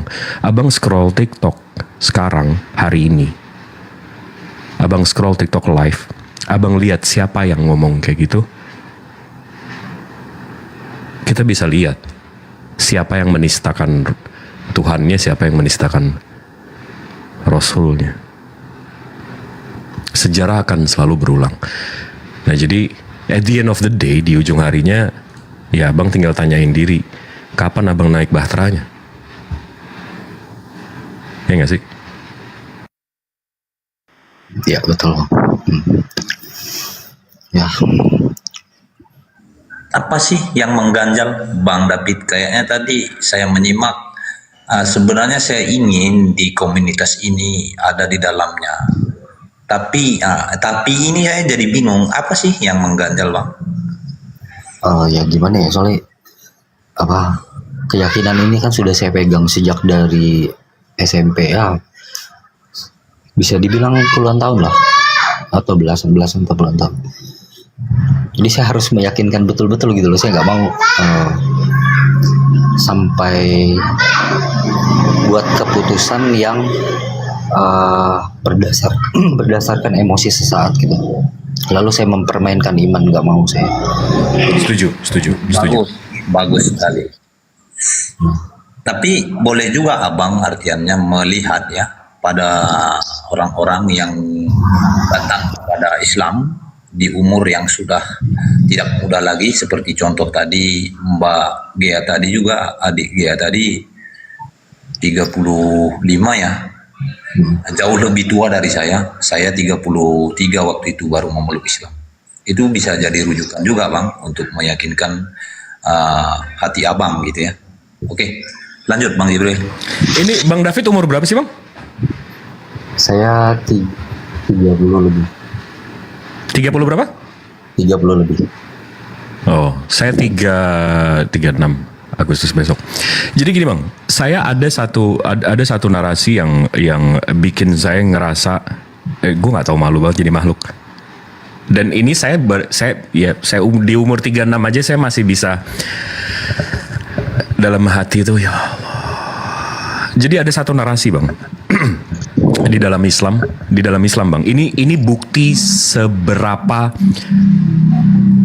Bismillahirrahmanirrahim dengan menyebut nama Allah yang Maha Pengasih lagi Maha Penyayang. Ini bukti sayang Allah sama saya. Jadi dinarasikan Bang, nanti begitu di hari hisab, begitu kiamat, begitu timbangan kita, nanti tiba-tiba ada amalan Bang yang saya nggak sadar. Ini riwayat oleh Rasulullah ya, diceritakan. Tiba-tiba ada amalan yang saya nggak tahu itu amalan dari mana. Saya zakat, saya sholat, saya ini, saya itu, saya nolong orang. Kan kita tahu Bang, di mana dosa kita, di mana kelebihan kita kan. Tapi tiba-tiba ada satu amalan yang saya nggak tahu nih, banyak banget, tapi saya nggak tahu nih dari mana Bang. Dan begitu saya tanya, ini amalannya dari mana? Tiba-tiba dinarasikan di hadis itu adalah doa saya yang nggak dijabah atau ditahan. Itu adalah doa saya yang ditahan, yang nggak langsung dikabulkan. Jadi saya nih selama ini, saya berdoa, ya Allah minta ini, ya Allah minta itu, ya Allah ini itu ya. Saya pikir, saya berburuk sangka, kok nggak dikabulin sih kok ini. Rupanya itu menjadi nolong saya. Allah lebih tahu, Allah Maha tahu. Dan sampai saya berpikir lebih bagus semua doa gue nggak usah dikabulin, dikasih di sini aja, di hari ini aja. Karena amalan itulah yang menyelamatkan saya. Jadi untuk umat muslim di bawah ya 2200, doa terus, doa terus, doa terus, doa terus, doa terus. Pertama, best case scenario dikabulin, worst case scenario itu jadi amalan kita. Itu bukti Maha Pengasih lagi Maha Penyayang. Karena kalau nggak sama dia, kita sama siapa lagi? Kalau nggak sama dia, sama siapa lagi kita? Itu sih, jadi doa terus, doa terus, doa terus. Nggak rugi. Minta sama Allah nggak rugi. Minta sama orang rugi. Minta sama Allah nggak rugi. Itu Bang, bukti tanda kasih sayangnya Allah Maha Ciptaannya. Jadi saya begitu baca hadis itu kayak rupanya saya yang nggak tahu diuntung.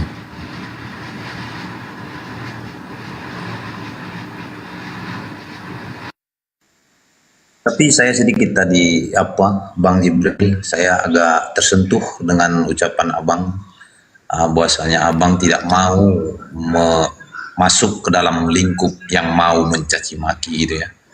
Nah, jadi saya punya komitmen dengan Rosipa di atas Komal ini, jangan sampai ada penghujatan. Bila menghujat dari antara kedua yang berdiskusi, baik itu dari siapa yang memulainya, maka itu harus diturunkan atau diharapkan menyadari dirinya bila dia diturunkan. Apakah tindakan kami itu menurut Bang Jibril melampaui batas bila itu terjadi kepada sesama kami, sesama kita muslim gitu? Jangan Bang. Saya mungkin sedikit nambah satu dalil di dalam Al-Quran, korelasinya dengan yang disampaikan Akhi Jibril. Kenapa kita harus berdoa terus dan meskipun belum terkabulkan?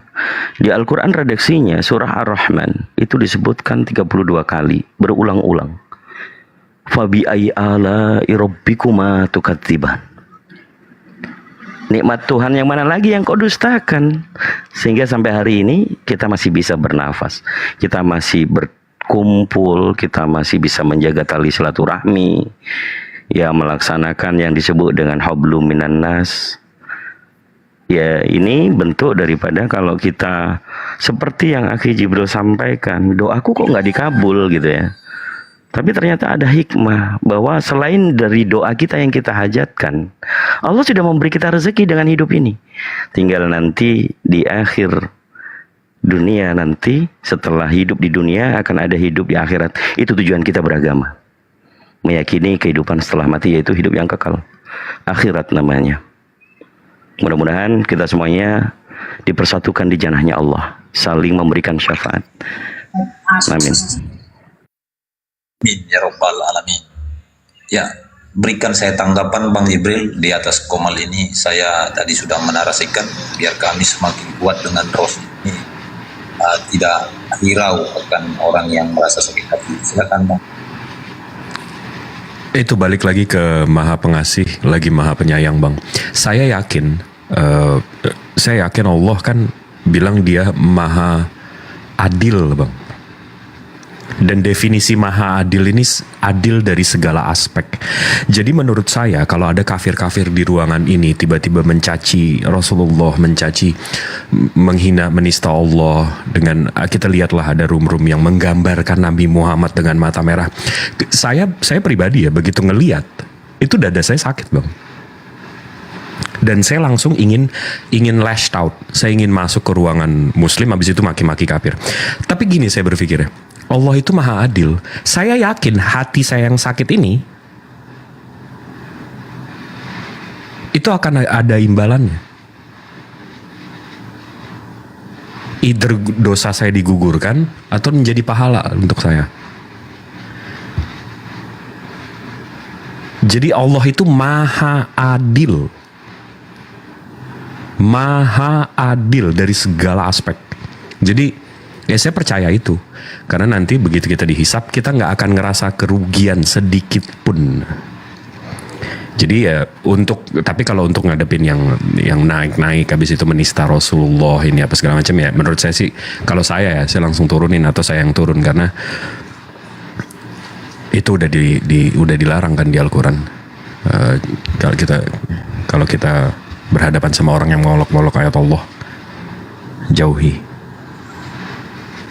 Ya, jadi yang paling sakit itu gini Bang, Rosipa sering chatting sama saya lewat WA. Yang paling sakit itu pukulan tuh dari sama kita gitu loh. Kenapa kami dipersalahkan ketika kami menurunkan orang yang menghujat dari golongan kita gitu kan. Kami di DM, di WA, jadi seolah kami itu salah gitu kan. Padahal kita sama-sama seperti abang tadi narasikan, Rasulullah mengajarkan kita untuk menunjukkan akhlakul karimah gitu ya. Di sini kadang-kadang kenapa segitunya kepada kami gitu ya? Apa kami salah ketika kami? Enggak sih, menurut saya nggak salah Bang. Menurut saya ya itu, saya juga berpikiran yang sama. Saya juga ya. Tapi itu tadi akhirnya selalu saya berpikir, ini kira-kira kalau Rasulullah ngelihat nih dia malu apa bangga ya? Itu sih Bang. Ya. Ini kalau Rasulullah ngedengerin saya sekarang nih, kira-kira dia bangga apa kecewa ya? Itu sih saya takut ngecewain dia aja. Itu sih Bang. Ya, terima kasih saudaraku Jibril. Ya semoga Ros nggak terlalu menanggapi lagi. Anggap aja itu angin lalu. Karena kita beramal di sini ya untuk Allah, bukan artiannya kita mengharapkan sesuatu menjadi pujaan bagi orang, bukan begitu ya Bang Jibril ya. Karena Ros sering ya, baik. Kalau itu saya mikirnya ini kita Bang, kita sebagai muslim mentalnya mental tukang parkir aja Bang. Mobil berjejer, motor berjejer, rumah berjejer, habis itu dikenal orang ini apa segala macam, ya Allah titipan. Tukang parkir kalau ditanya, "Bang, itu mobil banyak banget." Titipan, semua titipan. Ya, oke. Terima kasih. Davidnya udah turun kayaknya. Oke, ada nih apa nih yang minta naik, saya lihat dulu. Ya, selamat. Iya Bang, iya Bang. Selamat malam Bang Vincentius. Ya, selamat malam. Ya, selamat bergabung Bang. Di sini kami sedang apa ya namanya ya, bila ada saudara kami dari non muslim yang hendak berdiskusi dengan kami untuk membuka cakrawala berpikir, ya boleh kita berdiskusi santun dan terarah gitu ya Bang. Nah, silakan Bang, bila mana ada yang hendak ditanyakan atau dinarasikan. Silakan. Ya kalau saya ini Bang, ya silaturahmi aja sih. Kalau bukan seorang pendebat, juga bukan seorang apologet, juga bukan. Tidak ada sertifikat saya apologet. Jadi saya itu hanya kayak apa ya, silaturahmi, kenal-kenalan, mungkin bisa mendengar juga ajaran-ajaran Islam, mungkin bisa menambah wawasan saya gitu Bang. Terlepas tanpa mengurangi rasa hormat, ya karena Anda tadi berkata silaturahmi, apakah Bang Vincentius Muslim? Bukan, dia evangelis. Dia Saya penyebar. Kristen Bang, saya Kristen. Ya. Dia evangelis. Kristen, Bang. Oh baiklah Bang kalau begitu. Udah Bang, nanti ini aku yang respon. Oke Bang. Pak Vincentius, kalau mau bertanya silakan, kalau mau diskusi saling sharing boleh, silakan Pak Vincentius. Ya kalau saya senang aja sih main-main ke sini, mau bertanya apa ya, nggak juga banyak pertanyaan saya gitu. Kalau saya lihat Islam itu ya di tempat saya itu orangnya baik-baik semua, rajin sholat, hidup rukun, kami juga hidup damai aja sih, aman-aman aja.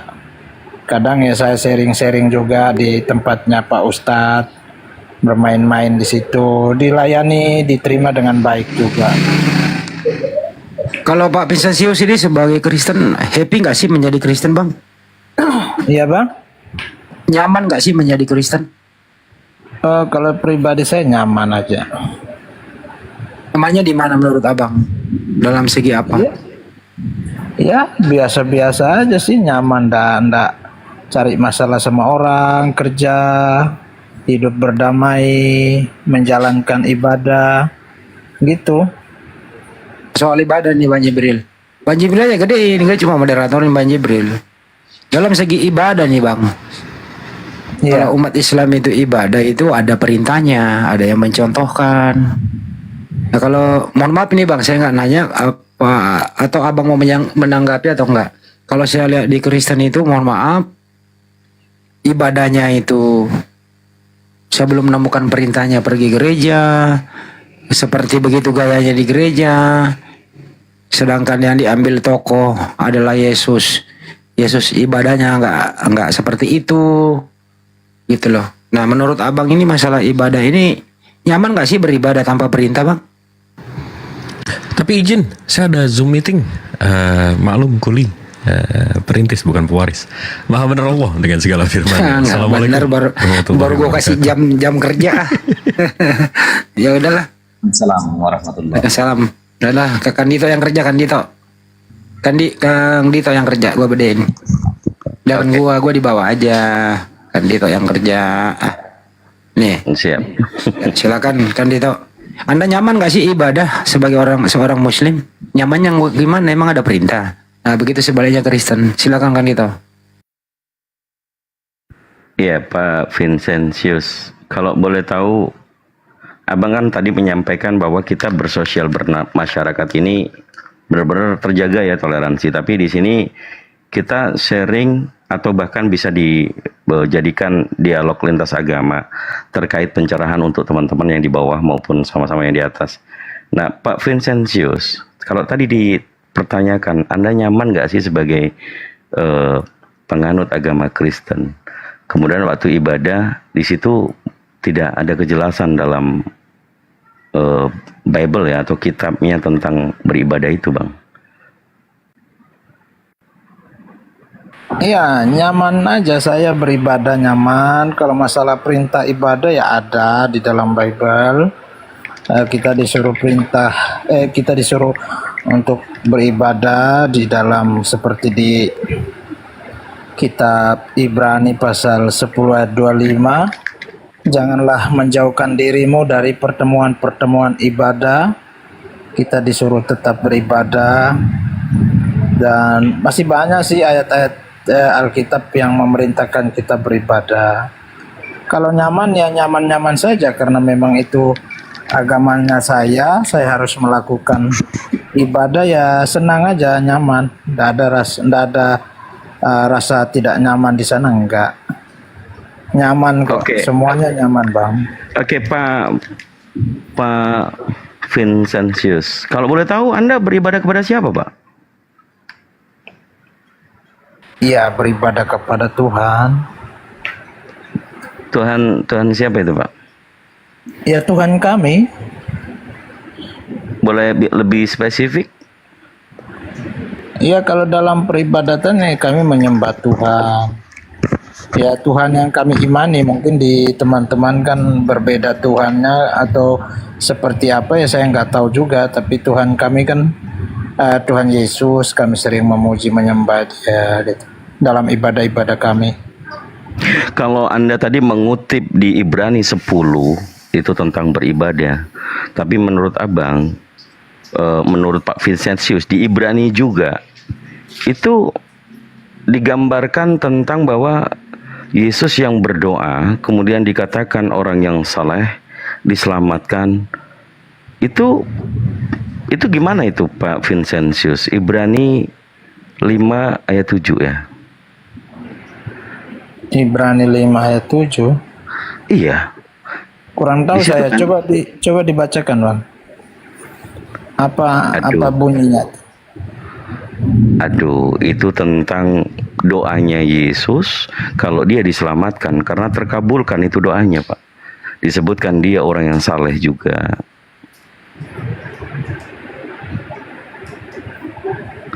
Kalau untuk membaca sebentar ya. Mungkin ada teman-teman yang bisa bacakan. Moderator.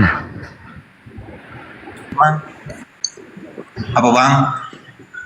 Ibrani 5 nomor 7. Ibrani 5 nomor 7. Bentar ya Bang, ambil Bible. Udah usah nggak dihafal kok itu. Intinya di situ karena kesolehannya ia diselamatkan dari maut, doanya didengarkan. Gitu loh. Lanjut. Ya. Mungkin pernah membaca ya Pak ya, atau belum pernah membaca sama sekali nih? Saya membaca berulang kali, cuman untuk mengingat menghafalnya itu enggak semua ayat saya hafal, Bang. Kebetulan sekarang juga saya enggak sempat pegang Alkitab, makanya saya enggak tahu ayat bunyinya itu. Ya poinnya di situ kan dia seorang hamba yang saleh, doanya terijabah, dia itu diselamatkan.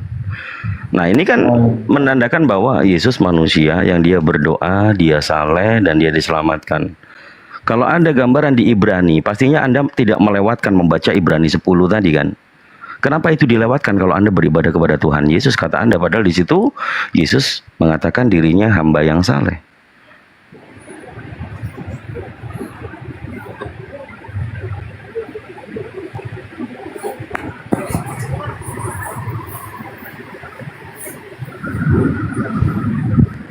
Iya, saya belum terlalu mengerti Bang ya di Ibrani pasal 5 ayat 7 itu. Nanti saya cek-cek dulu ya sebentar gitu Bang. Oh Nanti iya saya boleh. Penjelasannya aja gini Bang, Vincentius nggak usah dicek. Ya jelas itu Yesus itu orang soleh. Dia utusan Tuhan. Ya, segala doanya itu diijabah oleh yang mengutus dia, artinya diterima. Termasuk doanya untuk diselamatkan dari salib, doanya untuk digoda oleh iblis, doanya untuk dipersekusi oleh Saulus karena hidup sejaman. Itu loh artinya ini bukan Tuhan, dia hamba Tuhan karena dia berdoa kepada Tuhan. Itu intinya abangku, lanjut.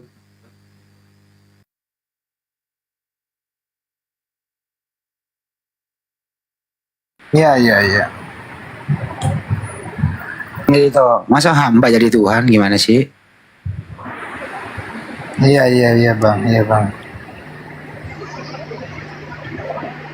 Ya, poinnya adalah bagaimana Pak Vincentius tetap nyaman di kita bukan mendoktrin ya, tapi dalam diskusi ini Pak Vincentius kan sudah naik, kemudian kita bertanya Pak Vincentius itu Kristen dan dalilnya memang beribadah itu Abang atau Pak Vincentius mengatakan menyembah kepada Tuhan Yesus. Sebenarnya yang tepat itu Tuhannya Yesus apa Tuhan Yesus, Pak?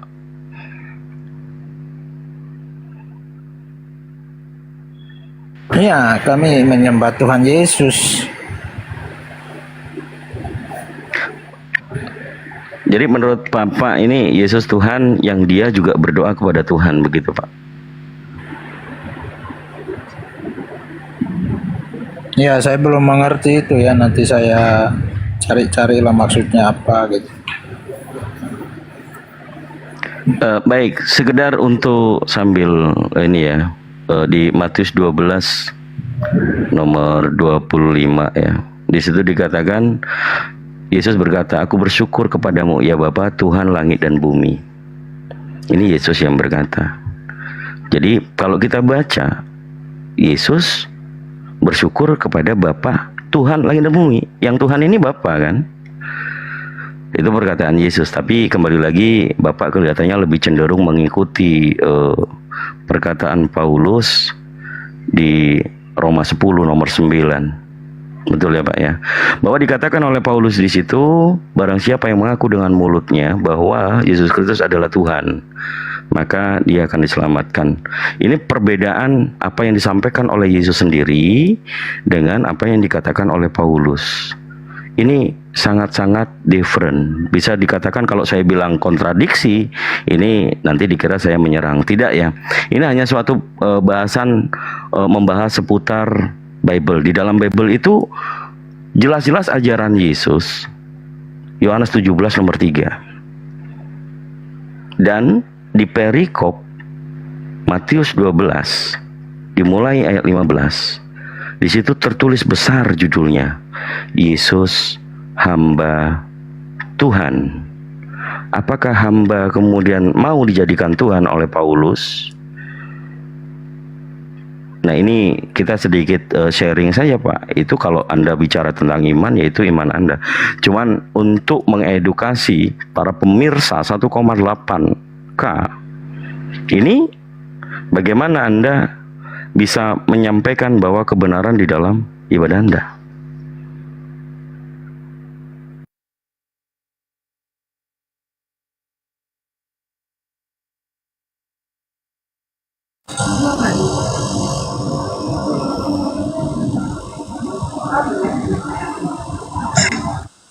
Izin waktunya sebentar, Bang.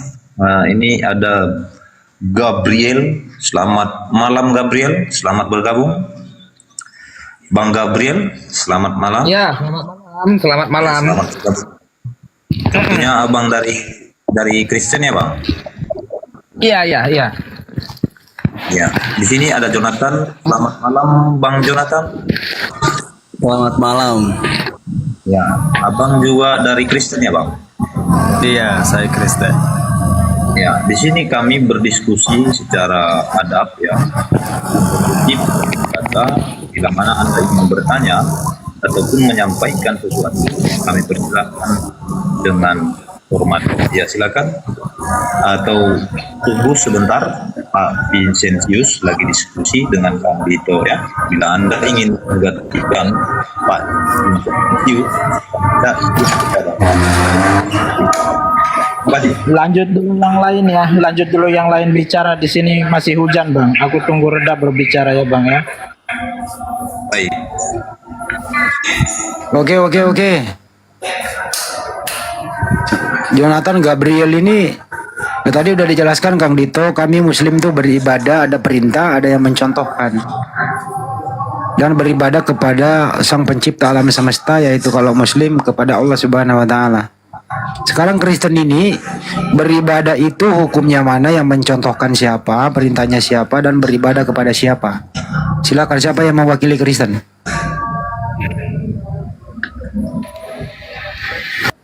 Siapa? Gabriel atau Jonathan?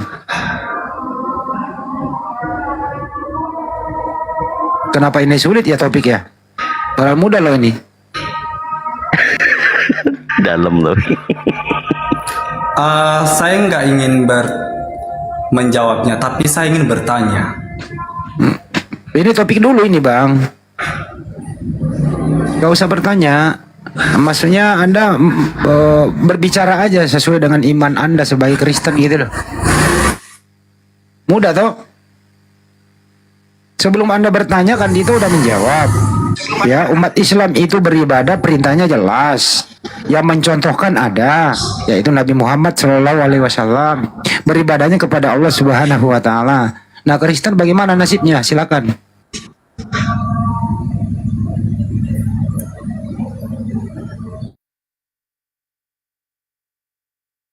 Sulit ya ini topik ini kan gitu.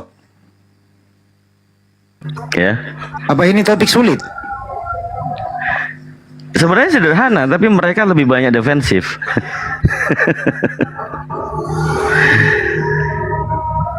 Jadi nggak tahu nih apa yang dipertahankan. Kita kan diskusi Bang Jonathan, Bang Gabriel, bahwa apakah tepat tata cara ibadah Anda sebagai penganut Kristen itu sesuai dengan Bible. Itu diterangkan tentang ajaran beribadah itu, dan beribadah kepada siapa. Apakah Yesus pernah menyampaikan di dalam Bible, beribadahlah seperti ini, dan beribadahlah kepadaku? Ada nggak?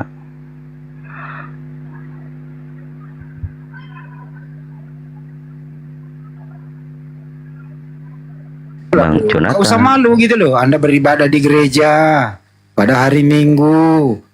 Yang Anda contoh siapa? Anda menyembah Tuhan yang mana? Nggak apa-apa. Jangan malu jadi Kristen gitu loh. Nggak bisa kan? Gabriel silakan. Saya kasih lagi contoh nih. Umat Islam itu sholat 5 waktu, perintahnya ada. Beribadah di hari Jumat, perintahnya ada. Yang mencontohkan Nabi Muhammad SAW. Terus beribadah kepada Allah Subhanahu wa taala, hukumnya jelas. Nah, Kristen seperti apa? Gak usah malu gitu loh. Silakan Gabriel. Halo Hendy. Gak usah lo, halo. Lu perkenalkan dirimu dulu, beribadah kepada siapa? Sebentar. Tadi kau bilang gak kau usah beribadah. ngatur. Saya bilang gak usah ngatur. Kalau di sini saya yang ngatur kok. Bisa nggak kamu menjelaskan dulu kamu beribadah kepada siapa? Perintah ibadah itu siapa yang merintahin gitu loh? Tunggu dulu, kita sepakati dulu. Jangan kau pun juga jangan karena kau punya komal jadi kau macam-macam ini. Mampus lo. Bisa nggak sini Kristen naik nggak mabok dulu, nggak makan babi dulu gitu loh? Bisa nggak lo naik di sini baik-baik, mendengarkan bahasa Indonesia di sini, arah pembicaraan kemana? Lu masih mabok naik gitu loh? Kenapa sih nggak mau berhenti mabuk gitu loh? Jadi orang baik, mengakui dirimu Kristen. Begini loh Kristen, ibadahnya hari Minggu di gereja, yang ngajarin siapa? Kalau beribadah itu menyembah siapa? Bisa nggak sih lu jadi Kristen itu jujur, memperkenalkan dirimu Kristen gitu loh? Kenapa jadi malu? Janganlah malu. Kan itu malu gak sih sebagai orang Islam menjelaskan kita beribadah kepada siapa, perintahnya ada, terus yang mencontohkan. Malu gak kita menjelaskan itu? Enggak lah, justru kita excited gitu loh. Kita itu semangat menjelaskan bahwa Islam itu begini, ibadahnya begini, di sini dalilnya. Inilah yang diajarkan kepada Nabi kami, Nabi Muhammad, untuk mengajarkan kebenaran Islam kepada orang yang tidak tahu tentang Islam. Ya semangat lah, excited gitu. Pada kemana? Iya, Anda pergi ke gereja hari Minggu gak malu tau? Dandan, bersih, rapi, pakai sepatu, pakai jas kalau perlu. Ya kenapa Anda kenapa Anda malu menjelaskan apa yang Anda lakukan di sana? Sedangkan Anda tidak sembunyi-sembunyi pergi gereja pakai mobil bagus, ada yang pakai motor, ada yang jalan kaki, bawa buku warna hitam. Ya jelaskanlah, kau pergi begitu siapa yang nyuruh, siapa yang perintah, siapa yang Anda contoh, Anda menyembah siapa, kenapa sih jadi malu? Saya nggak pernah malu loh, saya kalau hari Jumat mandi yang bersih, pilih pakaian yang paling bersih, yang paling apik kelihatan. Kenapa saya pergi hari Jumat? Karena ada perintahnya di dalam Al-Quran surat Jumu'ah ayat 9. Di sana apa yang kita lakukan? Ya sholat 2 rakaat, mendengar khutbah 2 rakaat. Menyembah kepada siapa? Kepada Allah Subhanahu wa taala. Enak tuh menjelaskannya kalau di Islam. Kenapa Anda malu menjelaskan? Anda Kristen ini kok nggak percaya diri banget ya apa yang Anda sembah? Naik ke sini kayak habis mabuk 7 jerigen gitu loh. Tak siram air panas nanti kau itu. Siapa namanya tadi? Siapa namanya tadi? Gabriel ya? Gabriel. Ini Kalau masih mabuk jangan naik dulu ngatur-ngatur gitu loh. Lanjut. ya, selamat malam Bang Ian. Selamat malam. Bang Ian, selamat malam. Wah, Bang Ian, selamat malam.